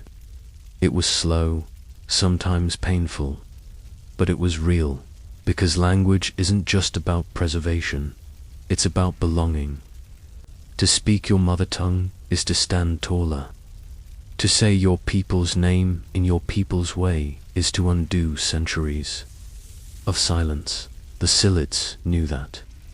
And so they taught not just words, but the stories behind them. Words for the wind that changes direction when spirits are near. Words for the moonlight that warns of bad dreams. Words that don't exist in English because they're too complex, but because they are alive. Even the grammar reflected their worldview. Actions mattered more than things. Motion mattered more than position. In Silit's DNA, language moved like the rivers they came from, curving, flowing, carrying memory downstream, and with it came stories of animals who wore human faces, of dreams that told the future, of spirits who answered only when called by their true name. Some said the dreams had faded with the language, but as it returned, so did the dreams. Young Silits began to report visions again. Shadows at the riverbank, a hawk circling 3 times before a birth, a whisper in a half-sleep that could only be understood in DNI. Elders began to nod quietly, as if the old world was simply waiting for the right sounds to unlock it. Again, because to speak the language was not just to remember, it was to awaken, and that awakening rippled beyond the reservation. The digital dictionary became a model for other tribes. Bud Lane was invited to speak at conferences across the country. Newspapers called it a miracle, but it wasn't magic. It was love, patience, relentless, aching effort. It was a people refusing to let their spirit be legislated out of existence, even now. Silit's DNI is taught in local schools. Children say good morning in a language once beaten out of their grandparents. Songs once sung in secret are now performed at graduation. And in homes across the reservation, babies hear lullabies in the rhythm of survival. The spirit never left. It just waited. Waited for the dreams to return. Waited for the words to rise from cedar and smoke, from memory and bone. Waited for a generation who would no longer ask for permission to remember, because a language does not die when the last speaker passes. It dies when the last child stops dreaming in it and in Silits. The dreams have begun again. A piece of paper can steal a world. That's what happened to the Silits. Their land, their rivers, their sacred mountain ore stripped by ink, handed to lagers and railmen by men who never set foot on their soil. It wasn't war that took their homeland. It was signatures. It was treaties, or more accurately, treaties. Most people don't know this. The Silits people were never a single tribe. They were 27 tribes with their own languages, customs, and lands. And yet, in 1855, after decades of bloodshed and forced removal, they were boxed into one reservation along the Oregon coast. A new government word was given to them, confederated, but they hadn't agreed to be so. The US signed a treaty with them, promised safety, promised land that would be theirs forever. But that treaty was never ratified by Congress. It sat in Washington untouched, and when it finally was acknowledged, had vanished, burned, gone, a promise erased like it never mattered. And so, The Silits watched their lands carved apart. Logging companies arrived. Railroads cut through salmon streams. Missionaries silenced their ceremonies. The government reduced the reservation over and over, until it was a skeleton of its original Sisentil. Even that was under threat. Then came the ultimate betrayal. In 1954, the federal government passed the Western Oregon Indian Termination Act. In a single stroke, the Silits were no longer recognized as a tribe. No more land rights. No more federal trust. No more acknowledgement that they had ever existed as a sovereign people. They became just citizens. No identity, no homeland, no voice. The land was sold. Sacred places bulldozed. Cultural practices outlawed. Ceremonial drums and rattles were literally taken and burned. Elders wept not just because of what was lost, but because they knew the younger generation would be raised without memory. But memory can hide in strange places, in songs, in cedar, and in people who refuse to disappear. One of those people was Joel C. Palmer. Palmer wasn't Silits. He was a 19th century superintendent of Indian affairs in Oregon. In 1855, he had helped draft the treaties that promised land to the coastal tribes, including the Silits. And while many considered him just another agent of empire, the truth is more complex. Palmer fought to protect native rights when others didn't. He warned that if the treaties were ignored, war would follow. He tried and failed to get Congress to honor the agreements today. Some Silits remember his name with bitterness, others with cautious gratitude, but all remember what he left behind: a paper trail, a thread, a buried record of promises made, if not kept. A century later, in the 1970s, that trail would be picked up by new warriors, not with spears, but with law books. Silits, elders, scholars, and young leaders dug through archives. They found Palmer's letters, his original drafts, the maps, the treaties burned in Washington had copies, and copies do not burn so easily. Using those records, they began to fight back, to sue for restoration, to demand their identity returned not as a favor, but as a right. It was long, it was brutal. Many believed they would fail, but in 1977, the impossible happened. The Confederated Tribes of Silits were federally recognized once more, one of the first tribes in the U.S. to regain their status after termination. Their reservation was reborn, their sovereignty restored, their name, once crossed out, written again in ink. It wasn't all the land they had lost, but it was a beginning, and in that beginning was something more powerful than a treaty. It was memory, because treaties can be burned, but memory, when passed carefully, stubbornly survives. The Silits still carry that memory, in ceremonies, in activism. In every meeting where land rights are discussed, someone brings up Joel Palmer not as a hero, but as a hinge, a turning point in a centuries-long betrayal. It's easy to forget that justice moves slowly when it moves at all, but the remind us that history can be reclaimed if enough hands hold on to the truth. And so they continue to dig, continue to teach, continue to speak names long buried, because their survival isn't just political, it's personal, spiritual, unyielding. The drums that were once burned now echo again in council halls, and the treaties that once vanished in flames live on in the voices of those who refuse to forget.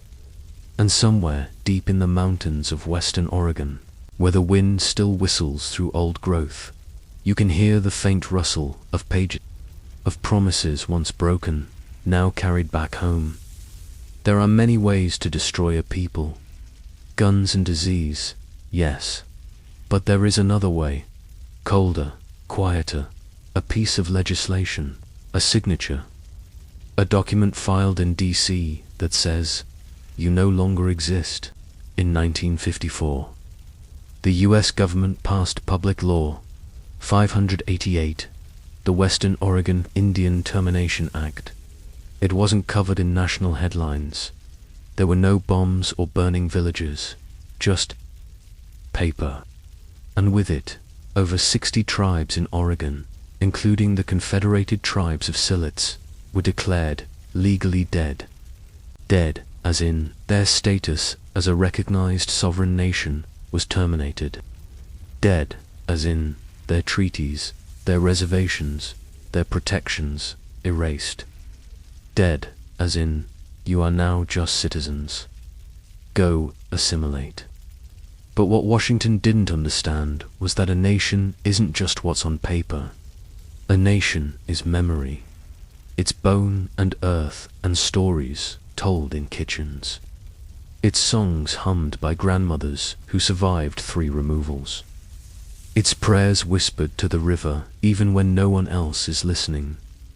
The US had expected the Silets to dissolve, to scatter, to blend in. They did not. What they did instead was grieve, quietly. The land was parceled and sold. Trust status lifted. Schools shut down. Elders, once spiritual leaders, were now labeled as former Indians. Some were forced to burn sacred items. Some were denied jobs unless they denied who they were. For children growing up in the 1960s, this era was a silence you could feel. Tribal language was fading fast. Ceremonial fires were illegal. And when young people asked, "Who are we?" the answers came in fragments, in glances, in tired sighs. But even in the silence, embers remained. And sometimes, silence becomes the loudest scream.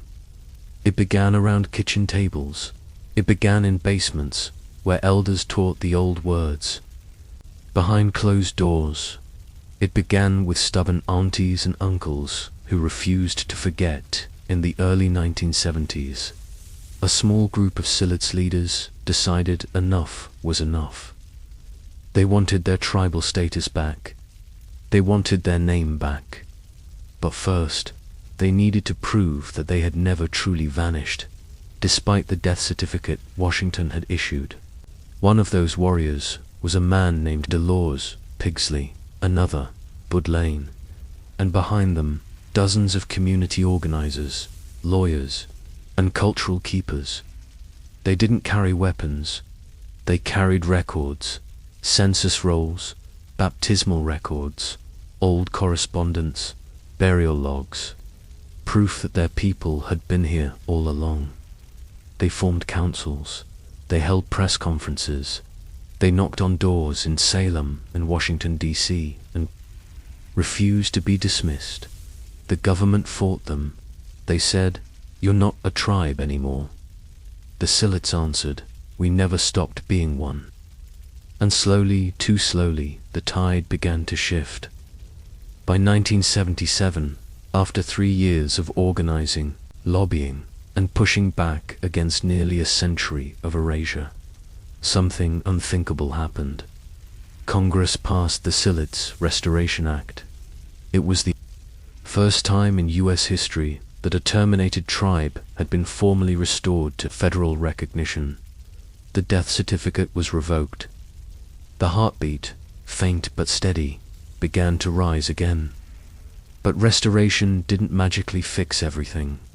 The land that had been taken was not returned. The damages were not undone. And recognition, though powerful, was just the beginning of a longer fight for language, for housing, for sovereignty that meant more than a line in a federal book. Even today, the scars of termination remain. Elders who lived through it carry a wariness that can't be legislated away. Some of their children never learned their native language. Some descendants don't know their own stories. But they are learning now, and they are teaching, because a nation is not a file in a drawer. It is people who wake up and say, "We are still here." Termination was meant to be the end of the siletz. Instead, it was a chapter, one written in blood and defiance and unbelievable grace. Because what the United States did not understand is that a people who carry their ancestors inside them can never be truly terminated. They will always return. They will always rebuild. And sometimes they will come back stronger than ever, speaking the old names out loud again, lifting their songs to the wind, and walking proudly across the very ground that was once stripped from under their feet. And that's why, when you enter the Siletz community today, you will not find ruins. You will find revival. You will find language classes, longhouse ceremonies, drumming circles, children learning songs that their grandparents had to whisper. You will find power, because sometimes a death certificate doesn't work, and in the ashes of erasure, a fire can rise. They had no land left, no official language, no treaty that still stood, and yet the Siletz people spoke. Not with bullets, not with protests, but with something more dangerous to those who tried to erase them: continuity. In the wake of termination, the Confederated Tribes of Siletz Indians didn't just rebuild, they reimagined what it meant to be whole again. The year was 1977. After years of organizing, lobbying, and community resistance, Congress passed the Siletz Restoration Act, making the Siletz the first of Oregon's terminated tribes to be restored. That one moment signed on paper but forged in decades of silence and struggle was not an ending. It was a spark. The fire began quietly, one by one. Council meetings started happening again. Elders returned to roles long taken from them, forgotten. Stories were retold at kitchen tables like sacred spells, conjuring names that had almost slipped from memory. Parents began giving their children Siletz names. The longhouse reopened. Cedar burned again. But how do you restore a nation when your house has been dismantled? How do you teach a language that was nearly outlawed? You start with breath. Linguists and elders gathered what fragments remained of Chinook, Wawa Creole, trade language used across tribes, and one of the few tongues still partially intact. Word by word, phrase by phrase, they began building a bridge between then and now. Soon, children were learning again, not just their language, but their songs, their dances, and their place in the world. It wasn't easy, nothing about rebuilding a nation ever is. There were fights internal and external, limited federal support, land still lost, funding always on the verge of collapse. And yet, the Siletz did what their ancestors had done every time outsiders came bearing flags and guns and treaties with expiration dates. They adapted. They reached into the fire for tools. Education became a pillar. Tribal schools incorporated. Cultural curriculum, ceremonial regalia was crafted with both ancestral patterns and modern materials. Language immersion camps sprang up in the forest. Youth programs were launched, not just to keep kids busy, but to shape them into future tribal leaders. And then came the next great fire: economic sovereignty. The Siletz were one of the first tribes in Oregon to open a tribally owned casino there, Chinook Winds Casino Resort. For many outside the community, it was just another business. For the Siletz, it was something sacred, self-determination made visible. Casino revenue didn't just mean jobs. It meant housing for elders. It meant scholarships for youth. It meant language revitalization programs, healthcare, legal defense. funds, land acquisition. It meant not having to beg the same government that had once erased them. It meant being able to say yes to their own future. But even more than the money, it was the vision that mattered, the act of deciding their own path forward. There's a teaching among many Silets elders: the fire is never fully extinguished, just buried until someone dares to uncover it. And that's what the post-restoration generation became: firekeepers. They uncovered old drumming rhythms buried in audio archives. They brought back salmon runs that had been damned into silence. They held powwows in the open, no longer fearing who might report them. They honored children who'd never met their ancestors, gave them the chance to become ancestors themselves. If you visit the reservation today, you won't find a people looking backward. You'll find a forward-facing nation, one rooted in thousands of years, yet speaking boldly into the future. There are language apps and online courses now, with words once banned echoing through headphones in high schools and homes. There are tribal police, health centers, and infrastructure designed not by outsiders, but by the Silets themselves. There are stories being told by young women, by two-spirit artists, by children who dance barefoot beneath the same trees their great-grandparents were forced to leave. And above all, there is fire. A fire that speaks in courtrooms and classrooms, in ceremonies and songs, in petitions and protests. A fire that says, we were never gone. We were just waiting for a voice from the flame to rise again. And it did. Because this was never just about restoration. This was about rebirth. And now, as the drumbeat echoes through the trees once more, one truth remains: the Silets didn't just survive. It's a strange thing how healing can hide in the places people least expect. At the edge of Lincoln City, where tourists press coins into blinking machines and the sea air drifts through hotel balconies, stands a building wrapped in neon. The Chinook Winds Casino. To some, it's just a place to gamble, to eat, to forget the world. But to the Silets people, it is something deeper, heartbeat in disguise. Because, in the soft hum of slot machines, behind the clinking glasses and digital jackpots, lives the quiet sound of survival. This chapter begins, not with a drum, but with a Dela tribe regaining economic sovereignty through gaming compacts signed in the 1990s. For many, it was controversial. Critics called it assimilation, betrayal, even blasphemy. But what the critics missed was the ceremony hiding in plain sight.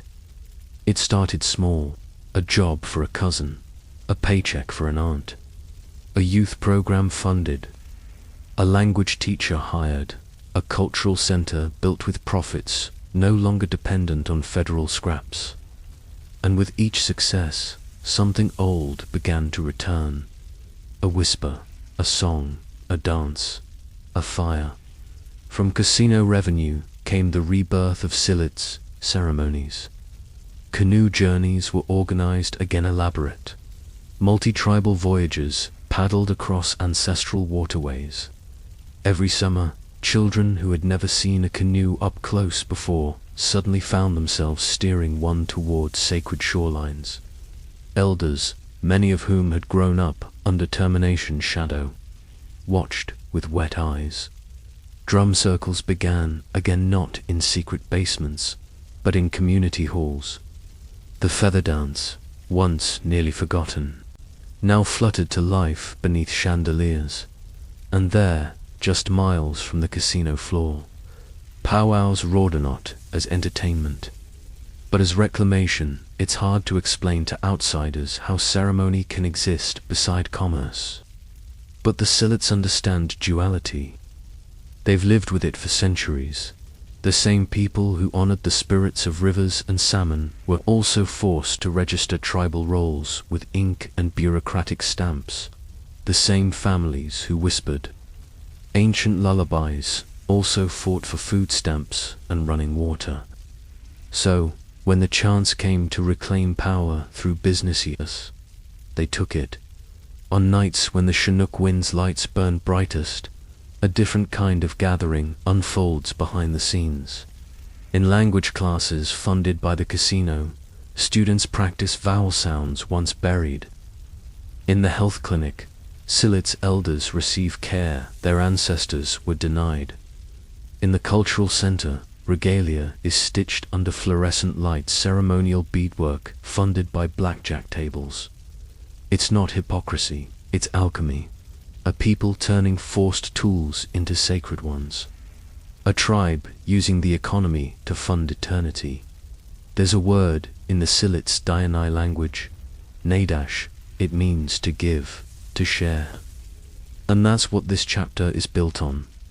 From casino profits, the tribe gives, to the youth, to the land, to history, to language, to the very ceremonies that once had to hide in the woods. A teenage girl in regalia dances her first feather, dance under a pavilion paid for by a casino's roof. A grandmother smudges her doorway with cedar gathered after a paycheck that came from a gaming shift. A boy paddles the ocean, chanting the name of a whale spirit. His PFD stitched with casino branding. And yes, some will scoff, but they've always scoffed at canoes, at songs, at salmon bones, at dreams. Still, the ceremonies return, because ceremony is not a place. It's not a building or a setting or a stage. It's the intention. It's the remembering. It's the heartbeat.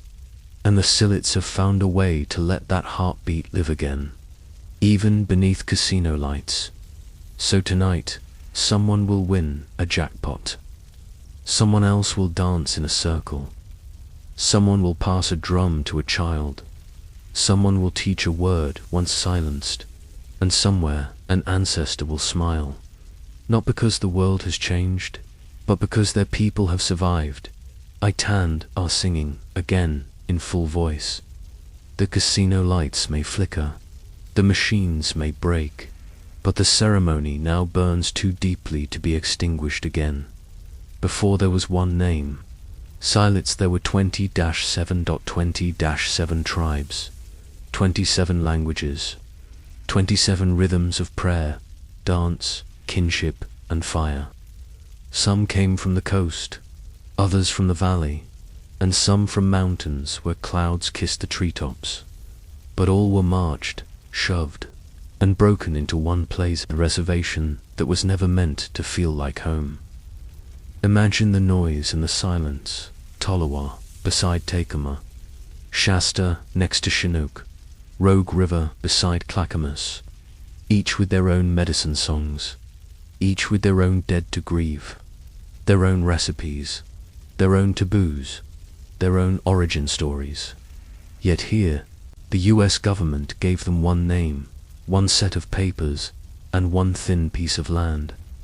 Silits, a word that once meant coiled rope or crooked river, became a file in a drawer, a stamp, a number, a new identity stitched from the fragments of nations that once didn't even share dialects. But something miraculous happened.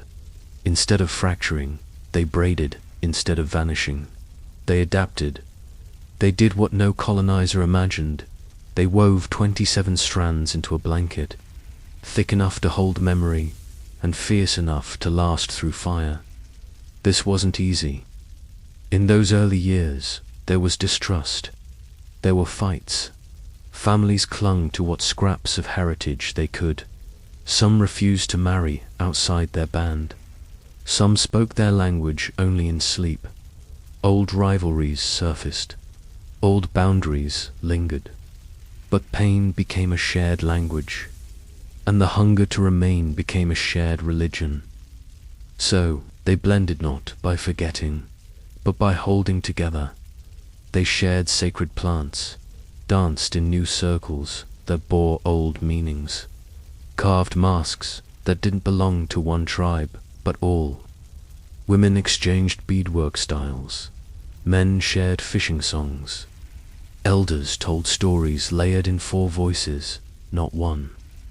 A generation born on the reservation grew up not asking where did you come from, but what did we lose on? How can we bring it back together? What was once scattered became stitched. And today, when you walk into the Silets tribal center, you don't see 27 separate flags. You see one people, one council, one fire that carries the heat of many nations. But the 27 are still there, not ghosts, not whispers, but living threads. Each tribe represented in the community programs, the regalia, the gatherings. Each name carefully remembered in the annual run to the Rogue, in the language classes, in the drumming circles that echo through Oregon pines. There's beauty in that kind of weaving. It's not neat, it's not perfect. There are frayed edges. There are stitches that had to be done twice, 3 times, over generations. But the result is a blanket no one can tear apart, and that blanket does more than warm.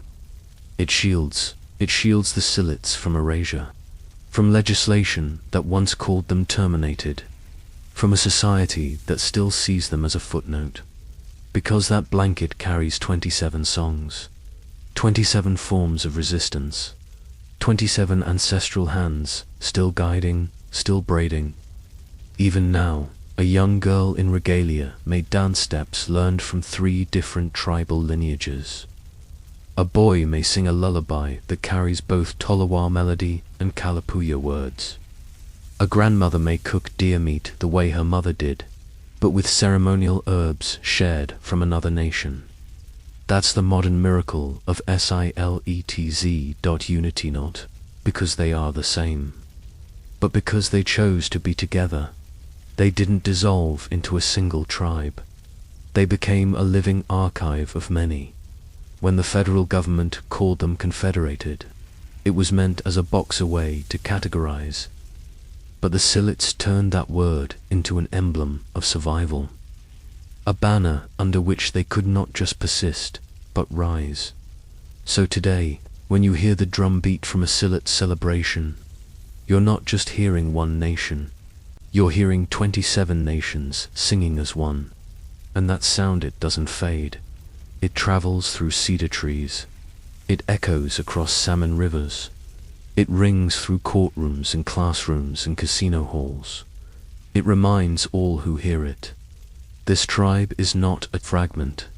It is a tapestry, and the hands still weaving are steady. From broken tongues and displaced nations, they've built something no paper treaty ever could. And as we move into our final chapter, we carry this truth. Now, let's walk together into the final firelight, where tomorrow waits on the other side of memory. There was a time they wrote us out, not with bullets, not even with fire, but with silence. No mention in textbooks, no monuments, no apologies, just pages where our names should have been. Gone, but we are still here. And more than that, we are becoming. This story doesn't end in smoke or treaties or tears on dust. It ends in children who speak words their great-grandparents whispered only in dreams, in drums that still echo, in canoes that still glide, in the sound of Silets rising, one voice at a time. Today, the confederated tribes of Silets Indians live on a reclaimed land that once tried to forget them, and in that land are gardens where sacred plants grow again. There are classrooms where elders teach the languages once declared extinct. There are courtrooms where tribal members fight for their rivers, their salmon, their sovereignty. There are youth who wear regalia not just in ceremony but in confidence. This chapter is not about what was lost. It is about what will not be lost again, because a revival is not just a return, it's a redefinition. It's saying, we decide who we are. We who carry 27 nations in one chest. We who kept dancing when the music was banned. We whose names fill up new roles, not as statistics, but as storytellers, as builders, as protectors. There are tribal scientists mapping water flows like veins across ancestral lands.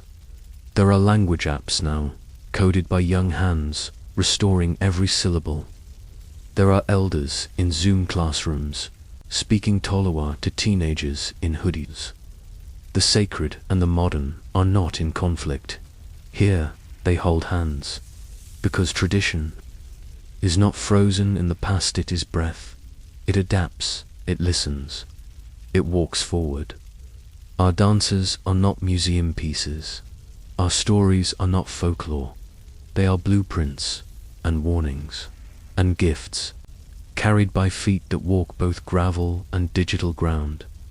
Every year, Silit's students graduate from universities, some with feathers in their caps.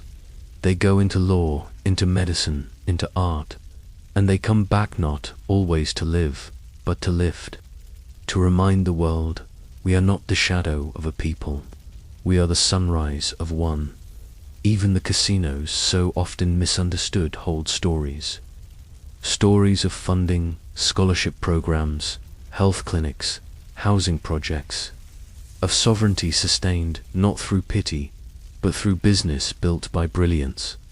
And in the longhouse, where firelight still dances on carved beams, new babies are named in languages that survived erasure. They are cradled in tradition, but they look toward futures their ancestors fought for. What we've learned is this: the future is not something we wait for. It's something we carve with cedar hands and steel will. It is ours.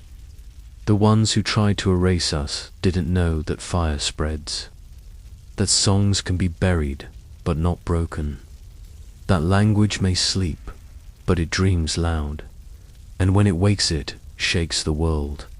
Our future knows our name.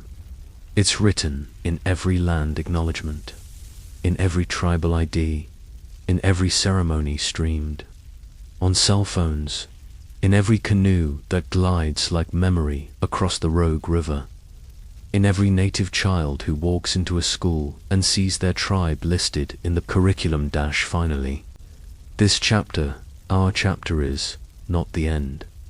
It's the inhale before the next great breath. So when you hear the word Silits, don't just think of what was taken. Think of what was rebuilt. Think of what continues. Think of the sound of voices, rising not in mourning, but in anthem. We are not legend. We are not relic. We are living.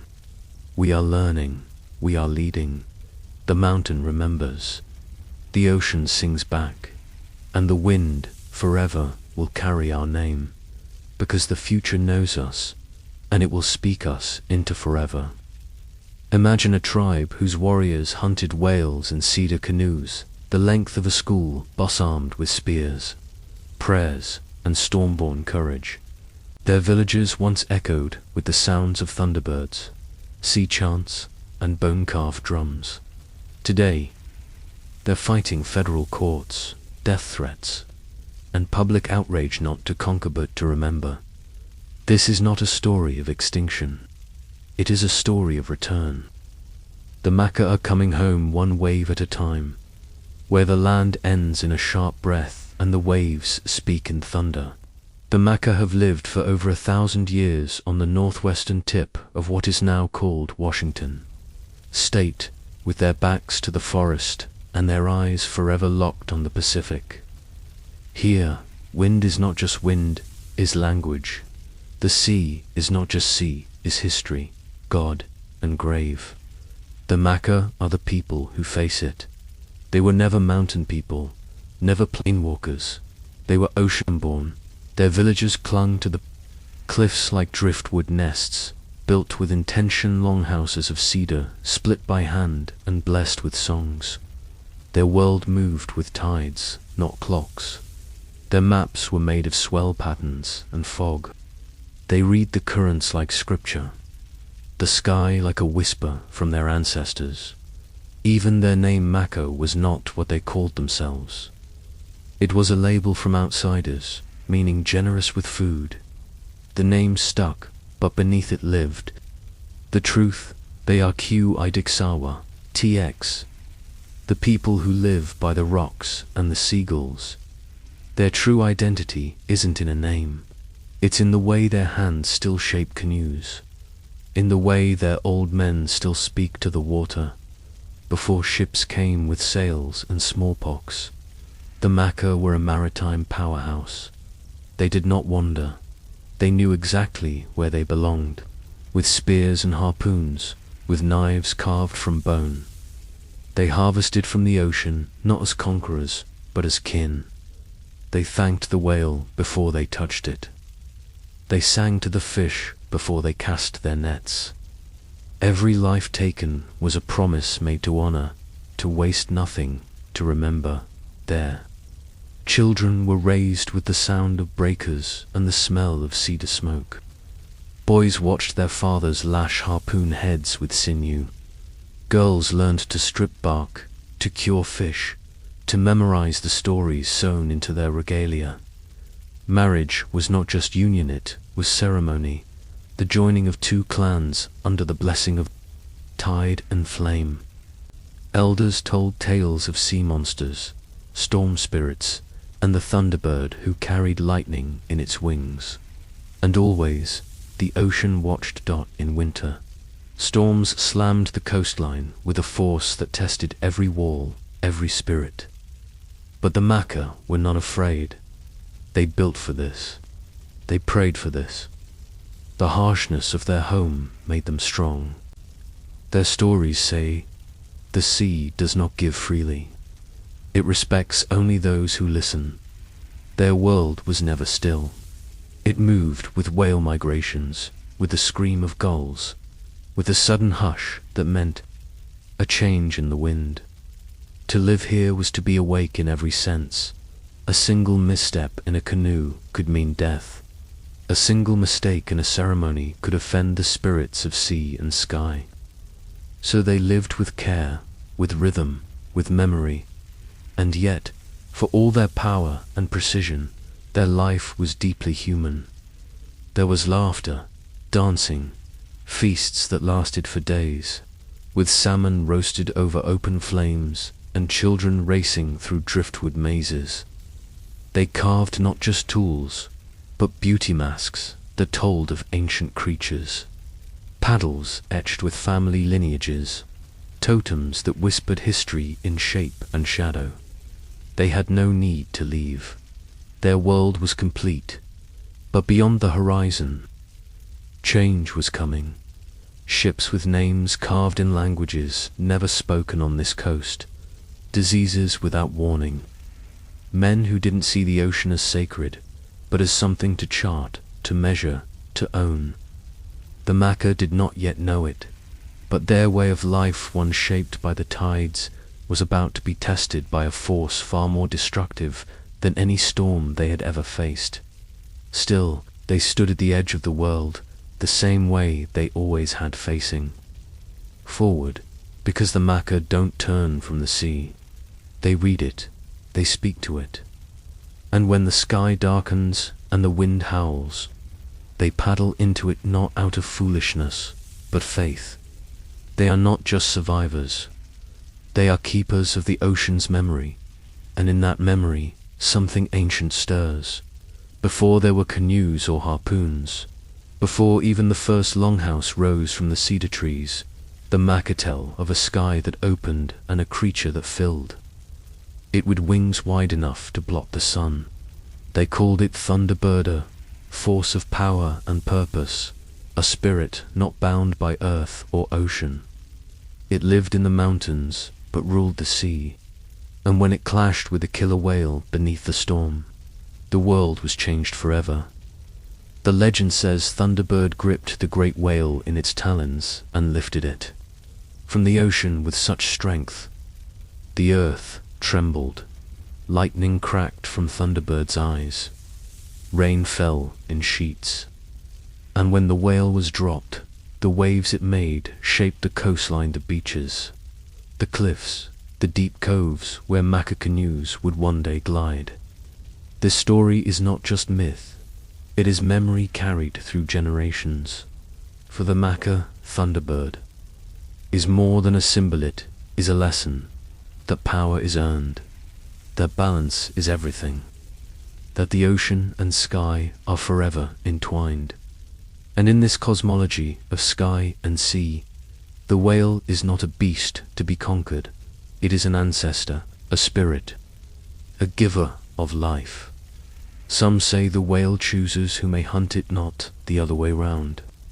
Before a Makawea ever touched water, he had to dream, not once, but many times, of the whale, of the hunt, of Thunderbird.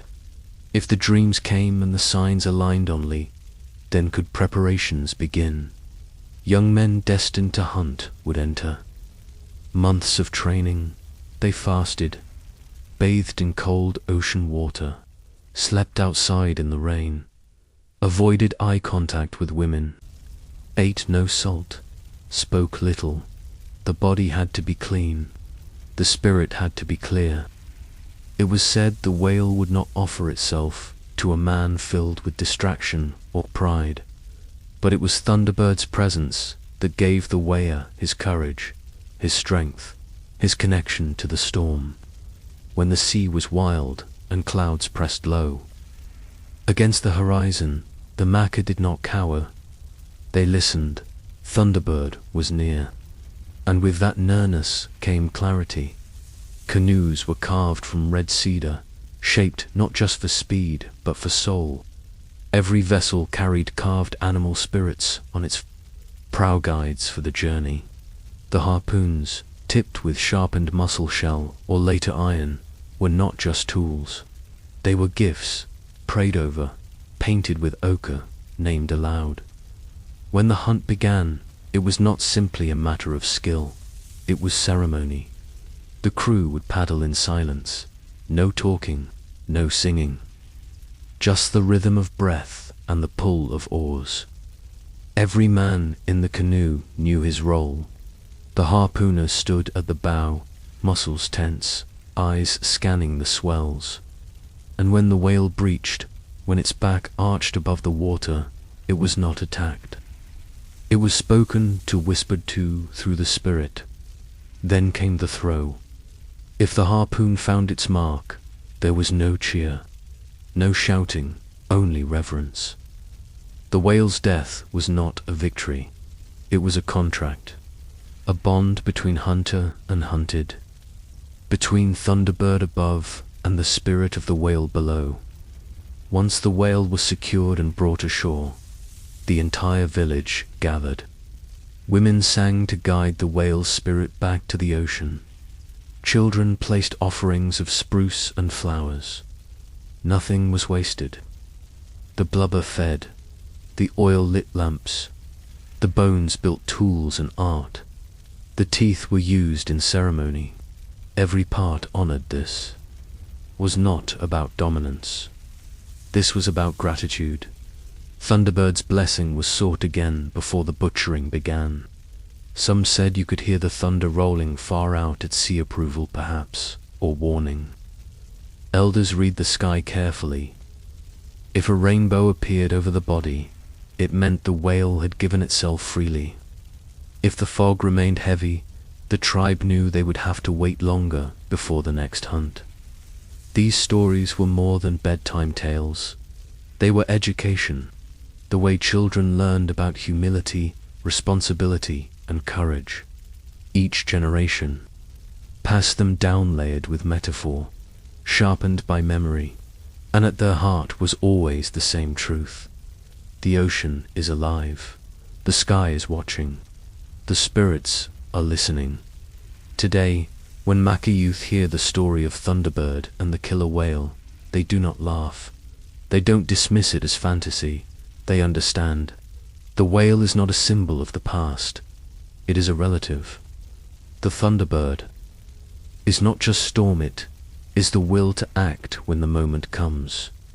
To be Maka is to know the power of both, and as the world around them changed, jazz settlers arrived, As treaties were signed, as ships replaced Canustha, Maka held on to this story, even when they could not hunt, even when their language was taken from classrooms, even when outsiders called their traditions savage. They remembered, because Thunderbird still lives in the cliffs above Knee Bay. The whales still migrate past the place where the Maka wait, and the dreams still come, even if the harpoons are resting. But soon, those harpoons will be lifted again, and the storm will return. The wind at Knee Bay doesn't knock, gently it arrives in gusts soaked in salt and thunder. And yet, for centuries, the Maka built homes that stood firm, not castles, not fortresses, but longhouses made of cedar and spirit, rooted deep in both earth and memory. These were not just shelters, they were breathing things, bone houses. With cedar soles, each longhouse stretched wide and low, its walls woven from planks split from red cedar trees. The trees weren't cut down in waste, they were prayed to, spoken to, thanked before the first strike of the adze. A tree taken, for a house was more than wood. It was a gift from the forest, and in turn, the house it became would hold generations. Inside, the longhouses glowed with firelight. The smoke drifted upward through roof vents, carrying prayers with it. The central hearth warmed the entire space, not just in heat, but in meaning. Around it, families gathered to eat, to plan, to tell stories by firelight flickering across carved beams. There were no separate rooms, only shared space divided by woven mats, furs, and the rhythm of daily life. Multiple families lived under one roof, each with their own section, each with their own responsibilities. Elders passed down teachings with a nod or a silence. Children were not kept quiet, they were expected to listen. Every cough, every wind change outside, every creak in the cedar could be a message. Life inside the longhouse wasn't busy. It was intentional.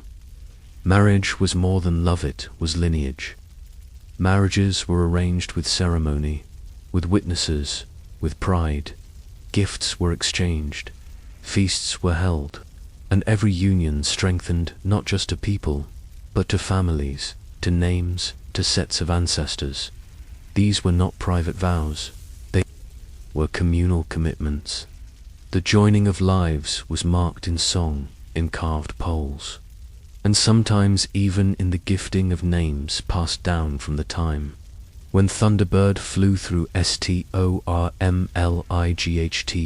Names were sacred things. A name held a story. A name had weight. Children might be named after ancestors, after visions, after events like a whale's return or a rare fog. These weren't random choices. They were statements.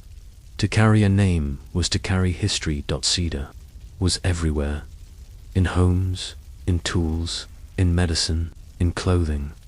Women wove cedar bark into mats, blankets, and robes soft enough to wear, strong enough to last. The smell of fresh split cedar mingled with fish oil and salt scents that defined Maka life. Cedar wasn't a material, it was a presence. It wrapped the people in protection and memory. Discipline in the home was gentle but firm. Children were raised to observe before they acted.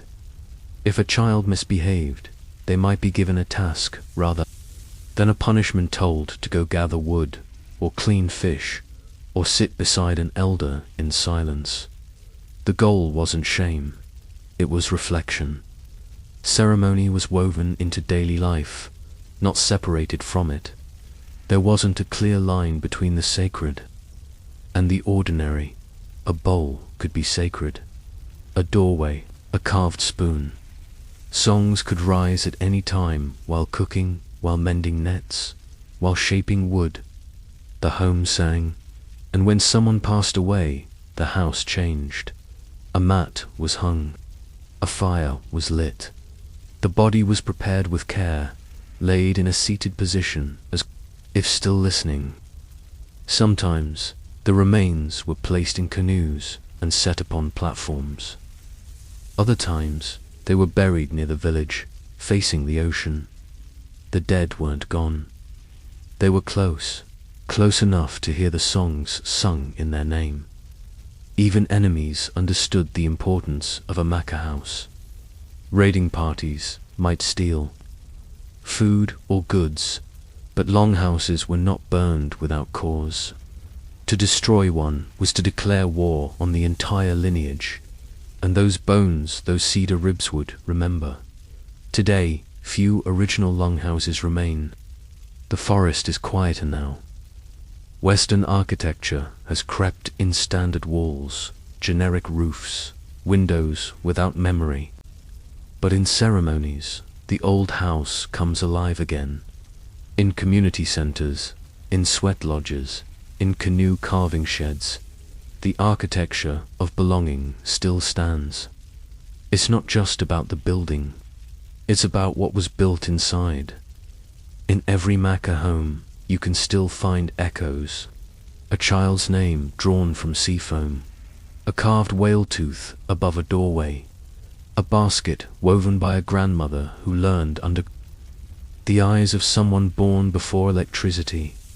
The cedar still speaks, and though the bones of the houses may be newer now, the soul remains.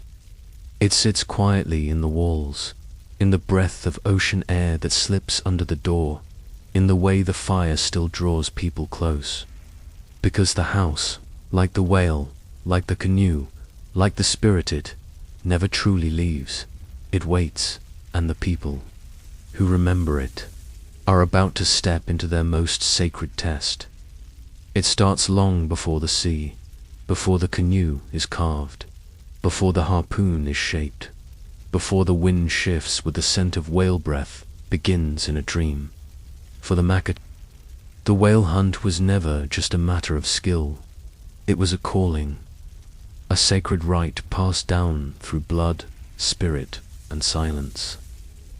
To join a whale hunt was not a decision, was a transformation, and only those chosen by the ocean and seen by the spirits could take part. Each whaler began as an apprentice, usually young, often quiet, boys who had watched their fathers scrub canoes in winter, who had seen the look in a man's eyes before he faced the sea. It was a look of stillness, of listening, because the ocean did not respond to noise. It answered only reverence. Months of preparation followed, not weeks, months. The chosen would fast from meat. They would avoid eye contact with women. They would rise before dawn and plunge into the freezing Pacific, their breath stolen from them by the shock. They'd bathe in the salt again and again, not to cleanse their skin, but to cleanse their soul. Discipline was sacred. Any impurity could offend the spirits and cause the whale to turn away. Elders would observe them closely, saying little. Only when the time felt right would the elder nod, and then the building would begin. The harpoons were carved from yew, or later iron-tipped, balanced for flight, for force, for fate. Ropes were woven from twisted cedar bark, soaked and dried with prayers. And the Canutha's sacred vessel was shaped not only for the sea, but for the soul that would ride inside it. Carved from a single cedar log, it was long, sleek, and deep. It could ride waves like a gull, but its prow carried the face of a creature. Wolf, an orca, a thunderbird meant to guide and protect. When the canoe was finally done, it was placed into the water without ceremony. Not because it wasn't sacred, but because the ocean was the one that would judge it. And so came the day. The sea was watched, the skies studied. Fog meant delay. Calm meant patience. A certain ripple, a whisper in the tide.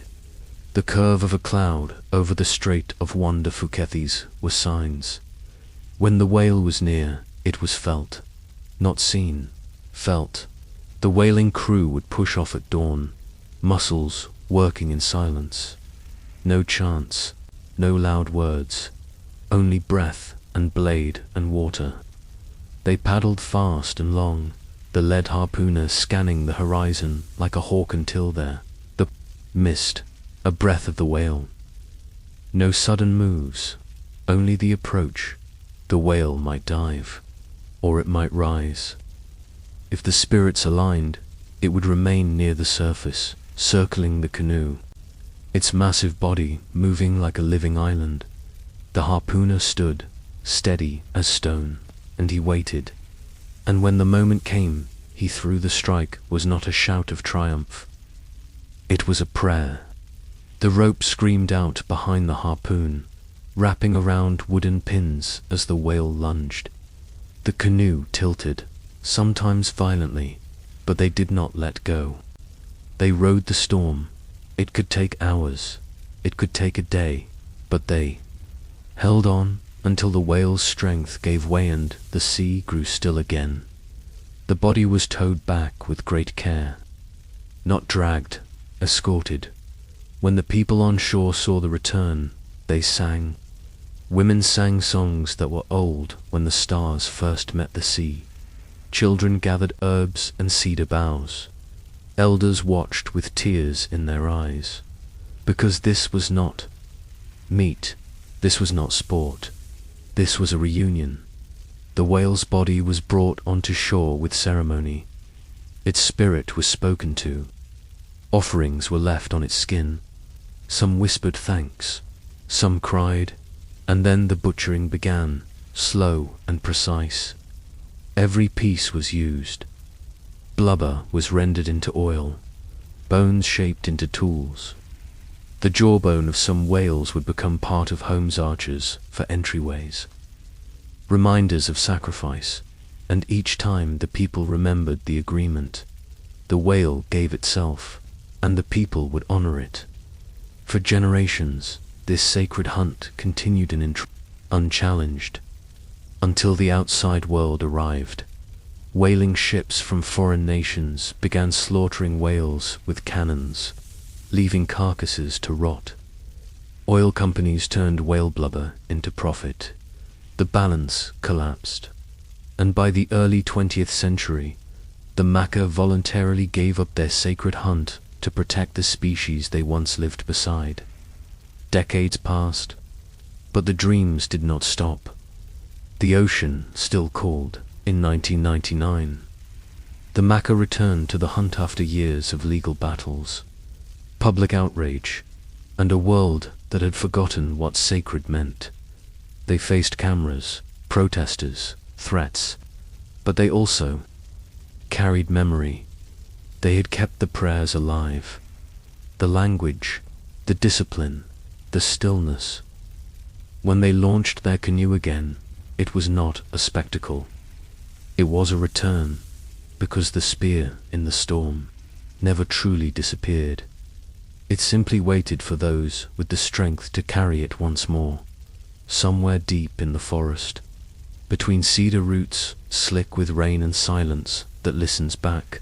The shaman walked barefoot. He wasn't a priest, he wasn't a wizard. He was something older than both a bridge between worlds. The Maka shaman was feared and revered, a man or woman who could speak to sickness, to spirits, and to storms. And always, always, they carried their most sacred tool, a bone knife. But this knife wasn't for blood. It was for truth, carved from whale or bear, sharpened by hands that trembled with visions. The bone knife was symbolic. With it, the shaman could cut illness from the soul, not always the body, the soul, because the Maka believed that sickness came from imbalance. A curse, a spirit offended, a dream left unspoken. The healing didn't start with herbs. It started with listening. The shaman would sit in silence across from the sick, sometimes for hours, sometimes for days, watching their eyes, reading their body, listening for the spirit's whisper through a cough, or the twitch of a finger. And when the moment came, the ritual would begin. There were no written instructions, only memory. The room would be filled with the scent of burning hemlock. A rattle would shake, not to frighten, but to call. Faces painted in ash, a chant rising low in the gut. The patient might be touched, breathed on, or circled with cedar smoke. The bone knife might be drawn across the skin, not to cut, but to mark, to trace the shape of the wound in the unseen world, and then the removal. The shaman would reach out and pretend to pull something from the body, a strand, a root, a shadow. They would hold it up, invisible yet heavy, and then cast it into the fire. The room would grow quiet. The patient, sweating, weeping, shaking, would rest. And if the spirits agreed, the healing would begin. But the bone knife wasn't only for healing, it was also for finding. Shamans could enter trance states through song or fasting. They could dreamwalk, stepping into a world beyond bark and skin. In that space, they could ask questions, speak to ancestors, follow the footprints of a runaway child, or confront the shape of an approaching sickness. And when the tribe faced threat, be it invader, whale scarcity, or a coming plague, it was the shaman who knew first. Sometimes they would speak, other times they would remain silent, letting the fear settle like mist, waiting until the people were ready to hear what the spirits had said. Their power wasn't always comfortable. In fact, it was often terrifying. Shamans lived slightly apart, respected, but never casual friends. They might sleep outdoors, or in a sacred lodge. Some lived near burial sites, tending to the place between life and death. They were believed to walk with familiar spirits in animal form. A shaman might say, "The raven showed me," or "The wolf howled at my door last night," and the tribe would listen, not with skepticism, but with attention. But not all power stays pure. There were dark shamans too, people who used their gifts to curse, to sicken, to break bonds. A broken oath, a stolen object, a look held too long in anger, these could be causes for spiritual attack. Victims might grow ill for no medical reason. They'd lose strength, dream of fire, feel watched, and only another shaman could undo what had been done. There were tales of shaman duels, not with fists, but with dreams. One would chant through the night, the other would shake bones and rattle. Stars, illness would bounce between them like lightning. One would fall, the other would weep, not from joy, but from the weight of having to carry balance again. As the Christian missionaries arrived in the 1800s, they looked at the shamans with horror. They called them sorcerers, liars, demonic. They burned medicine. Bundles took bone knives and shattered them. They replaced dreams with Bibles. But the marker did not forget. Even as churches were built and crosses raised, some elders kept the songs. Some families whispered about the ones who could still see. Today, the rituals are quieter. The bone knives are stored in museums. But in the minds of the Maca, healing is still more than pills and scans. It is relationship. It is balance. It is the voice of the sea telling you something's wrong, if only you're willing to listen. And somewhere, perhaps in a private ceremony, perhaps in a dream, a hand still lifts the old knife. Not to wound, not to fight, but to remind the world that pain has a shape and spirit has a cure. Because the next battle won't be fought with arrows or spears. It will be fought in memory. The ship came before the war. It came with sails like wings and shadows that grew taller by the hour. The Maca had seen outsiders before occasional traders, explorers with clumsy hands and eyes full of maps. But this time was different. This time the ship came with paper. In 1855, the United States government sent Isaac Stevens to make treaties with the native nations of the Northwest. To the Mecca, he came not as a guest, but as a man already building fences around lands he had never walked. He came with promises of friendship, safety, and shared future. And he came with guns. The Treaty of Nibay was signed beneath a leaden sky, with the wind from the Strait of Juan de Fuca cold on the faces of chiefs and elders. The paper was written in English, the language of possession. Few Maka could read it, none could write it.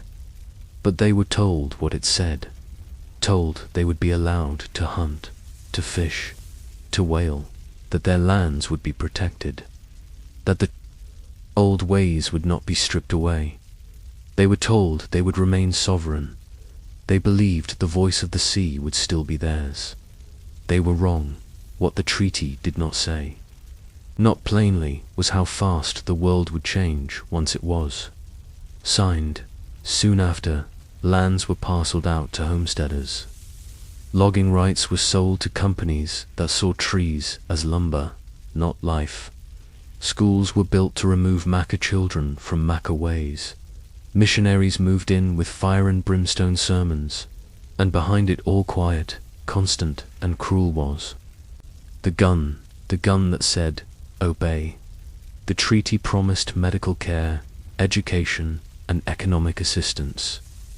What it gave was dependency. The Maka were encouraged to abandon their cedar homes for American-style houses. Traditional whaling tools were labeled primitive. Ceremonial dances were mocked or banned entirely. The goal was not coexistence, it was assimilation. And when resistance sparked, when people tried to hold on to what was left, they were reminded of what had changed. Washington Territory had courts now, jails, laws that were not their own. Laws enforced with the cold steel of rifles and the silence of federal indifference. The ocean, once free, was now a regulated space. Fish were counted, taxed, restricted. Whales were declared protected, but not the protectors. And yet, through it all, the Maka endured. They did not burn the treaty. They remembered it. They recited it. They taught their children that the paper was sacred because it was a lie with their signatures on it, and one day it would be used not to justify silence, but to reclaim what had been taken. And so, decades later, when the Maka wanted to whale again, not for profit, but for identity, they turned not to protest, but to that very treaty. They said, "You promised us the right to whale." And the world said, "We didn't think you'd remember." The court battles that followed weren't just about a whale. They were about sovereignty, memory, proof that survival wasn't about fading quietly but roaring like the sea in winter. Protesters called them murderers. Animal rights activists screamed at them. But the Maka stood calm, like their ancestors had in the harpoon canoe. They weren't hunting to conquer. They were hunting to remember. And when a grey whale was taken in 1999 under the treaty's promise, the world watched in fury or awe. But the Maka saw something else. They saw their ancestors watching, not from the forest, not from the grave, but from within. Because the treaty wasn't just a theft, it was a contract that Maka never forgot. And if a lie can be remembered long enough, can be turned into a weapon, the gun fades, the ship rots, but the words on paper still exist, and now they burn with truth. There is a place the wind doesn't reach. It lies beneath the salt-heavy water, where light folds and sound travels strange. It is here, the Maka say, the ancestors sleep, not in coffins, not in stone, but in canoes, lashed and lowered beneath the waves. Long ago, when a chief or elder passed, their body was not buried in the earth. It was set adrift in a carved cedar. Canoe sometimes filled with personal belongings, fishhooks, carvings, even bone needles and woven mats. Then, the canoe was either tied high in the trees or anchored at sea, facing west, always west, toward the land where spirits go. The ocean became a graveyard, but not one of grief, one of continuance. Every wave carried memory, every storm stirred. Not just water, but the whispers of those who had gone before. The Maka saw no line between life and death, just a shoreline to cross, and so the sea became sacred, not just for hunting or travel, but for return. But silence has fallen over those waters now. Today, the Maka are fishermen, scientists, language teachers, nurses. They drive cars, they use cell phones. But when they look at the sea, they remember. Because the silence beneath the waves is not empty. It's full. Full of stories never translated. Full of names lost when the missionaries came and told them the old ways were wrong. Full of canoes swallowed by time, cedar softened by currents, human bones blurred into sand. Underwater archaeologists once found ancient Maka burial sites just offshore, some dating back over 1,000 years. Canoes half crushed by the tide, stone sinkers still tied to corners. But the Maka didn't want them disturbed. They asked the divers to leave them in peace, because you don't. Excavate the dead, you listen to them. You honor the silence that holds them, and that silence has never been louder than today. In the era of sonar, plastic waste, oil spills, and rising tides, the Maka face a new grief, the grief of a vanishing sea. Salmon runs dwindle, kelp forests shrink, whales wash ashore with bellies full of garbage. Noise pollution from ships drowns out the songs of the orca. The ocean that once spoke now screams, but few are listening. And yet the Makadu dot in their schools. Elders teach children the names of fish in their own language, in their canoes. Youth relearn how to paddle with silence, how to read the rhythm of the swells in their hearts. They carry both pride and pain, the knowledge that they were born of a people who never turned their back on the water. Even when the world tried to sever the tie dot to the Maka, the sea is not scenery, it is ancestral, it is intimate, it is home, and every time they step into a canoe, they are not just moving forward, they are returning, not to escape the present, but to carry the past across it. Some say there's no proof the canoes are still out there, beneath the waves, that erosion, time, and tide have washed it all away. But the Maka don't measure truth in evidence, they measure it in memory, in a boy who still paints thunderbirds on the hull of his fishing boat, in a grandmother who hums lullabies that have no English translation, in the silence that still feels sacred, even when it's filled with noise. And so, beneath the waves, they believe they're dead still, drift not lost, but waiting, waiting for the world to remember them, waiting for the sea to be sacred again, waiting for someone to understand that not all silence is absence, some silence is presence, too full to speak. October 19th, the wind smells like whale oil again. Not the real kind, no whale has been brought ashore in years, but the kind my memory makes, that heavy, sacred scent. I was 5 when I last smelled it for real, clinging to my uncle's boots, his hands black with salt and blood, his eyes shining like fire against the grey sky. They butchered the whale with song. I never forgot the rhythm. I don't write this diary for me. I write it for you, whoever finds it, years from now, maybe holding a cup of coffee, never having stood barefoot in cedar shavings. I write this so you know we were here, still are, October 27th this morning, I cleaned the mask again. It hangs above my door, carved by my grandfather. Thunderbird's beak is chipped from the quake in '52, but the red paint still bleeds like it was done yesterday. People say we stopped carving. We didn't. We carved in secret. In cellars, in backs of closets, and behind closed curtains. Our masks had to whisper after the churches came. When I touch it, I remember the old stories, the ones my mother told. When the lantern hissed low and the rain tapped like fingers on the longhouse roof. She said the thunderbird didn't just bring lightning, he carried our memory in his wings. When we forgot, he would come crashing through the sky.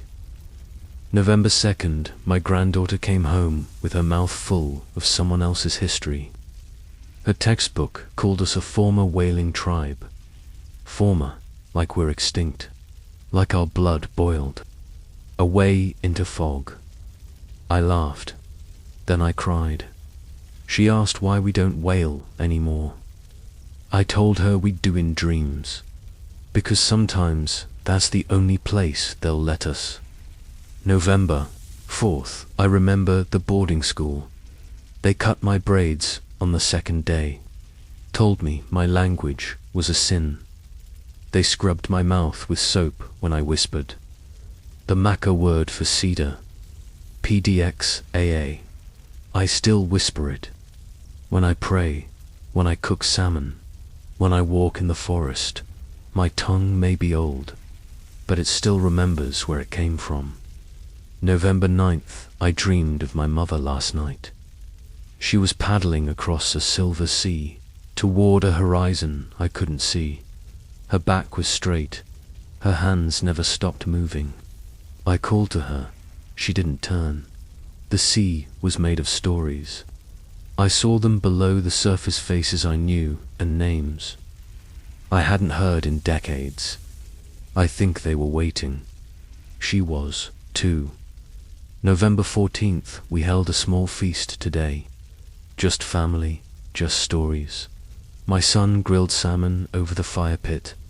My niece brought smoked mussels wrapped in kelp. We laid cedar boughs on the table like the old days. Before we ate, I stood and sang the song I swore I'd take to my grave. I didn't, I sang it. My voice cracked like sea ice, but I sang it. They clapped, they cried. That song was not supposed to survive, but it did. November 17th, someone from the city came with a clipboard, asking about cultural assets. They wanted to catalogue our language, our dances, our burial customs. I wanted to ask if they'd ever catalogued the sound of a child being punished for speaking Mac-AH. I smiled instead, showed them the paddle my brother carved at age 12.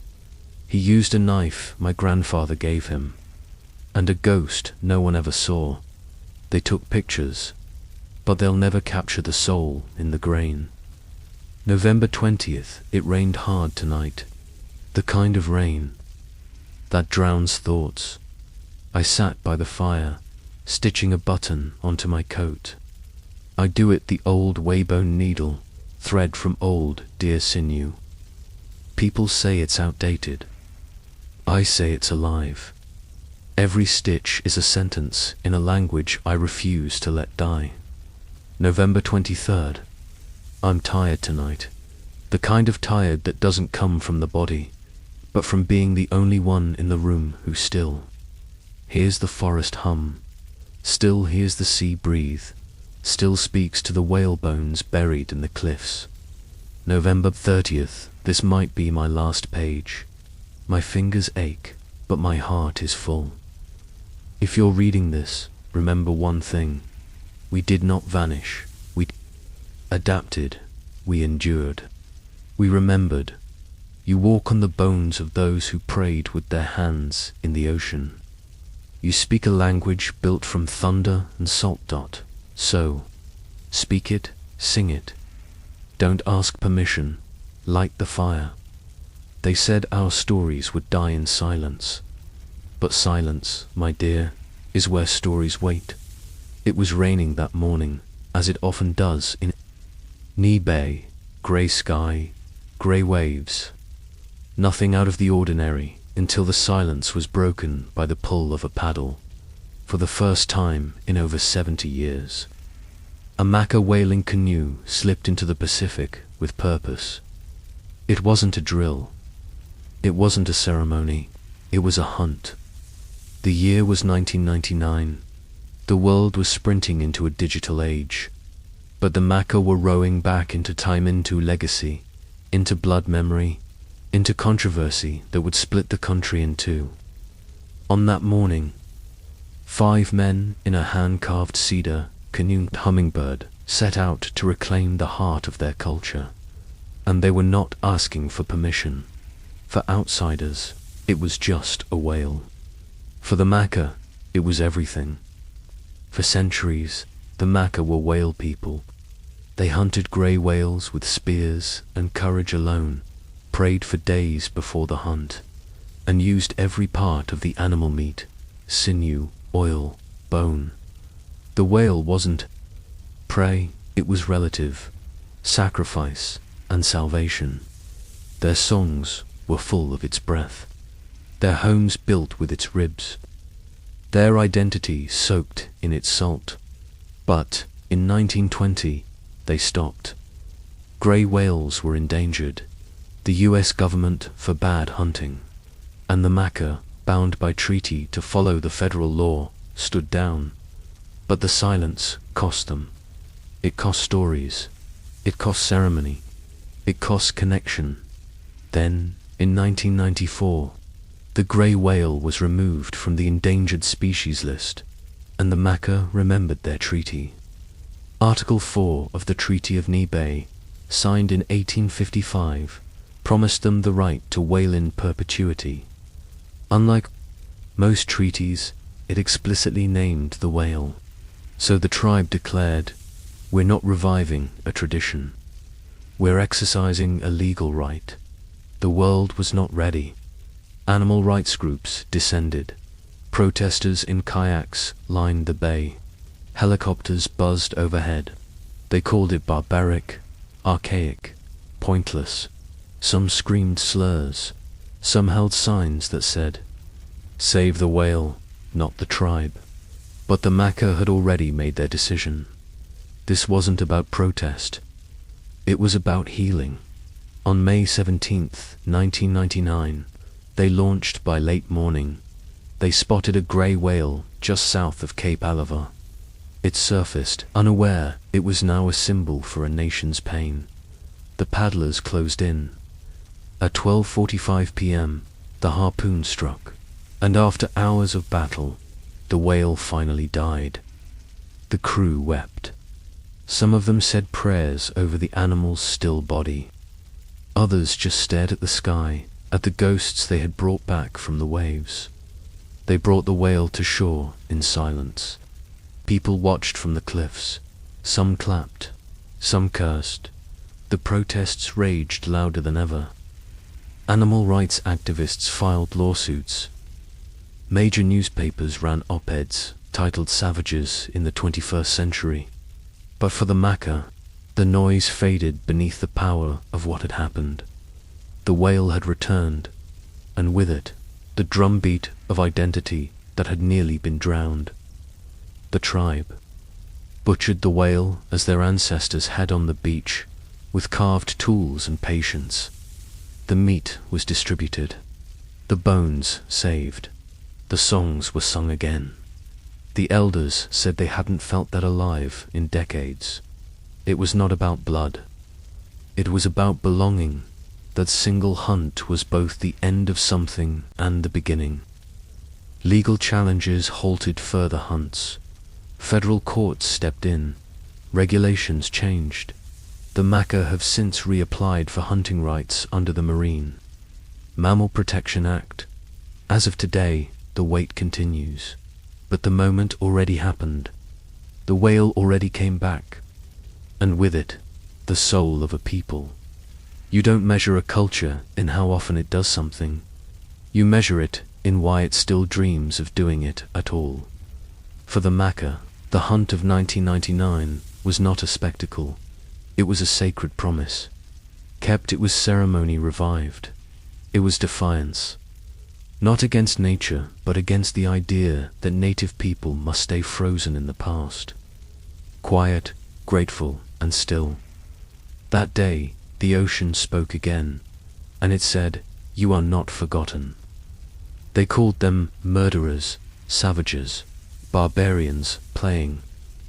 Indian, the Maka whalers, came home in 1999 to something more venomous than salt spray hate mail. Not just letters, but pages smeared with rage. Words like knives, messages like poison. Some handwritten, some typed.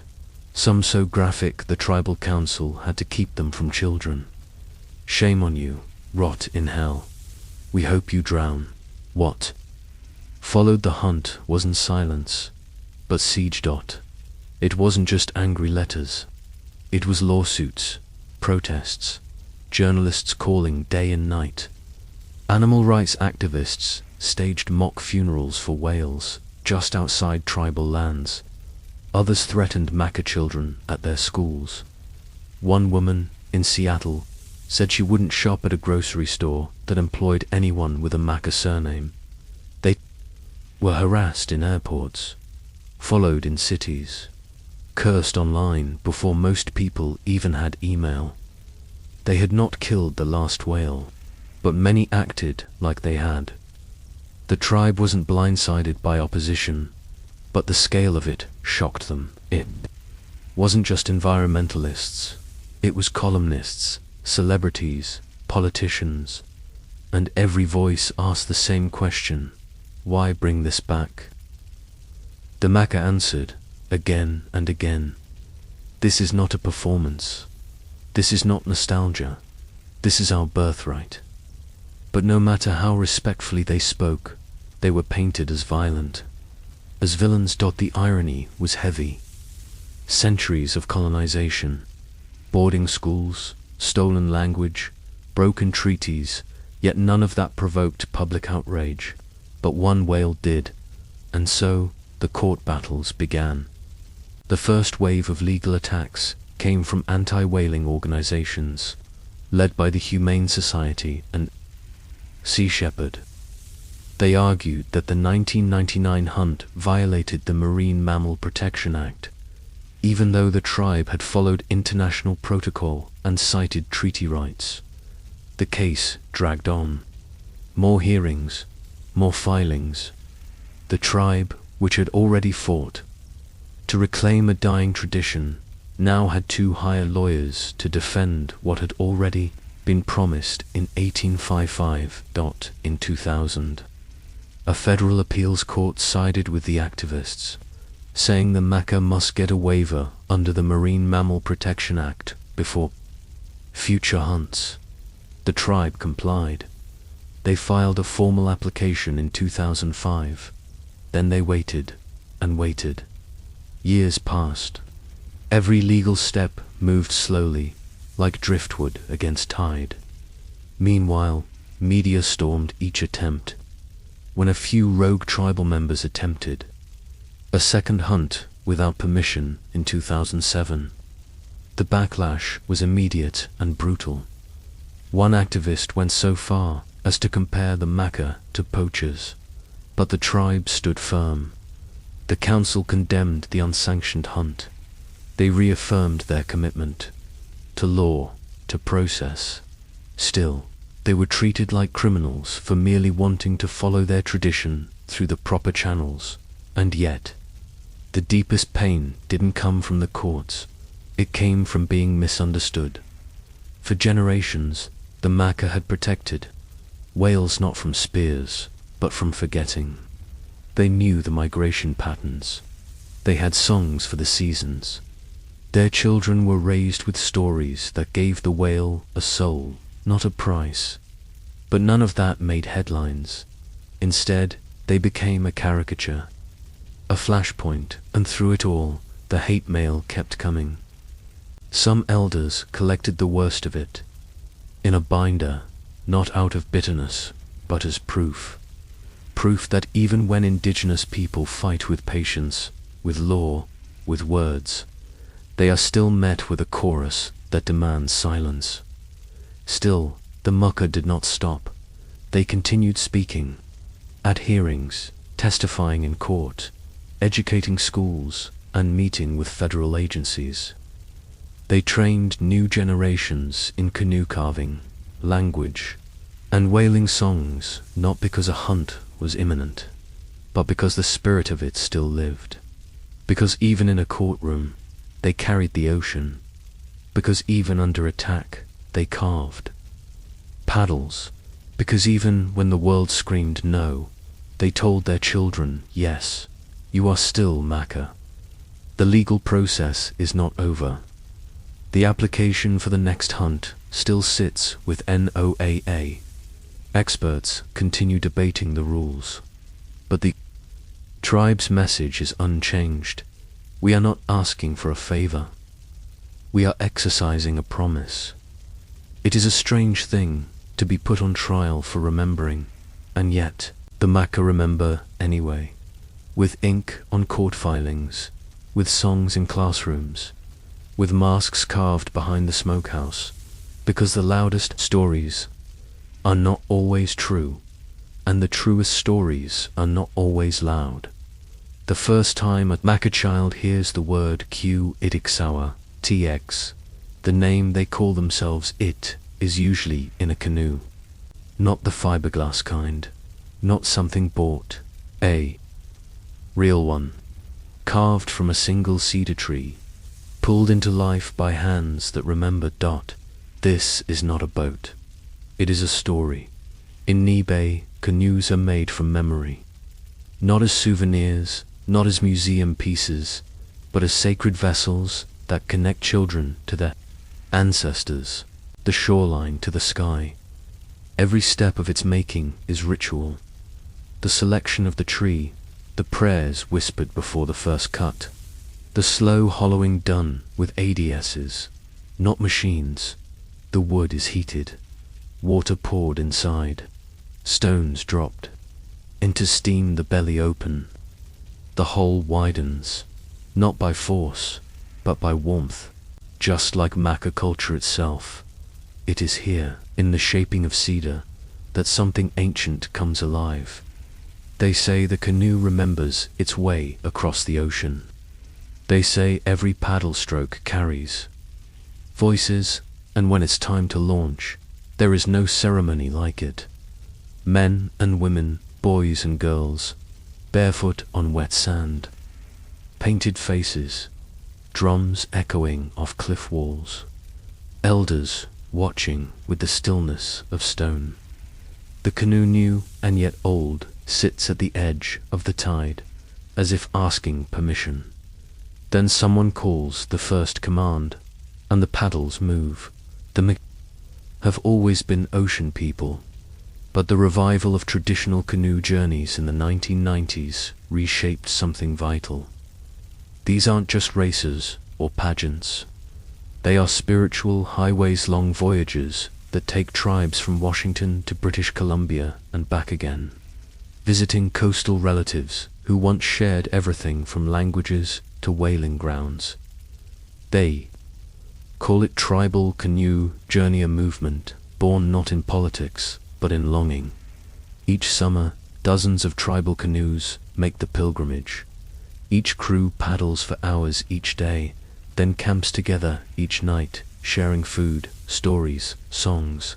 And when the Maka host, it is more than hospitality. It is restoration of protocol, of identity, of grief, because in those waters, beneath every canoe, lies a history not drowned but waiting, waiting for the rhythm of paddles, waiting for young voices, singing ancient songs again. Some of the young paddlers today are the grandchildren of boarding school survivors. Their grandparents were told to stop speaking Maka, to stop practicing dances, to forget how to pray. But here they are, guiding cedar canoes through kelp beds, shouting commands in their own language. It is rebellion in rhythm, and it is beautiful. One elder said that when the canoes pull up to shore, flags flying, kids singing, drums pounding, it's like watching the ancestors arrive again. The canoes don't just carry people, they carry proof that the Maka are still here, still carving, still singing, still remembering. Even the designs painted on each canoe are symbols of survival. Orcas with open jaws, thunderbirds with lightning in their wings, eyes that never blink, even when centuries try to erase them. These aren't decorations, they're declarations. Every cedar canoe holds 1,000 unspoken truths about lost whalers, about stolen children, about treaties that bent but never broke. And now, every paddle through salt water writes them back into time. Today, Maka carvers pass their tools to apprentices. Schools in Nibe teach students how to shape paddles, how to recite canoe prayers, how to hold steady when the ocean turns angry. Because when the sea remembers your name, you must answer, not just with your voice, but with your hands, with your breath, with your willingness to carry what was nearly lost. It's easy to think of tradition as something fragile, something old, locked behind glass. But a canoe made of memory is not fragile. It is resilient. It floats not because of physics, but because of faith. Faith in the old ways, faith in new generations, faith that the tide, like history, always returns. So, when a Maka canoe glides through the Pacific, miscarved from cedar, guided by memory, pulled by the hands of youth, it is more than movement. It is resurrection. It is hope that does not need to shout, because some truths ride silently across water toward a future that finally listens. The ocean doesn't speak with words. It speaks in waves, in tides, in the hush between storms. And when it calls the Maka, they do not hesitate. It is not a sound, it's a knowing, a vibration in the ribs, a memory passed down through marrow, a whisper in dreams that says, "Come back to me." For centuries, the Maka listened. Then came the silencing, boarding schools, Bibles, broken treaties, harpoons taken away, songs confiscated, language punished, wailing outlawed. The tide retreated, but not forever, because the ocean does not forget those who once danced with it. And now, after generations of resistance wrapped in silence, it calls again. Today, on the western edge of Washington, at Nibe, you can stand at the water's edge and feel that call humming through the mist.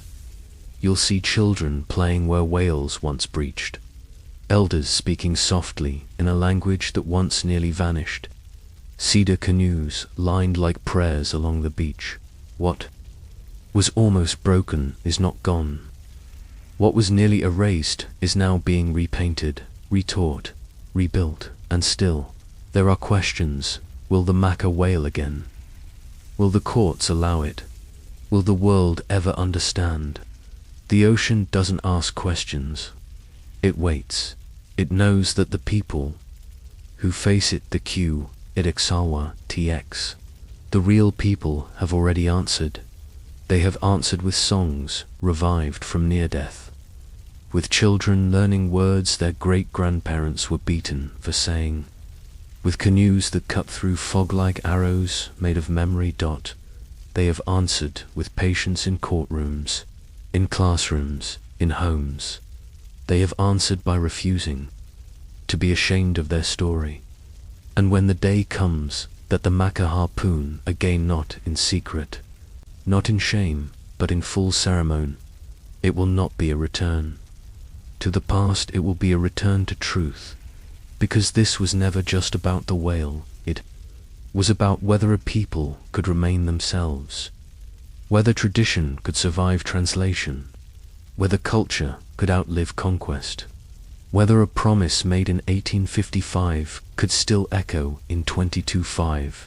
And if you walk the shores of Ni Bay today, you'll find the answer carved in wood, stitched in regalia, sung in classrooms, danced in the longhouse, and whispered through generations. Like wind between cedar trees, the Maka do not live in the past. They carry it forward. They do not perform culture. They live it in every paddle stroke, every song, every word taught and retaught. They do not ask for permission to exist. They exist, and when the ocean calls again us, it always will. They will be ready, not just to hunt, but to honor. Not just to revive, but to remind. Remind the world that sovereignty is not symbolic, that tradition is not a costume, that identity is not something you pause when it becomes inconvenient. The Maka are not frozen in time. They are fire and fog, cedar and storm, bone and blood and breath. Still here, still listening, still answering. So when the ocean calls again, it will know that it does not call to everyone. It calls to those who have never forgotten the rhythm of water. Those who speak to whales, not about them. Those who do not watch the tide. Follow it, the Maka will be there. Paddles ready, harpoons consecrated. Songs rising through the mist like thunderbird.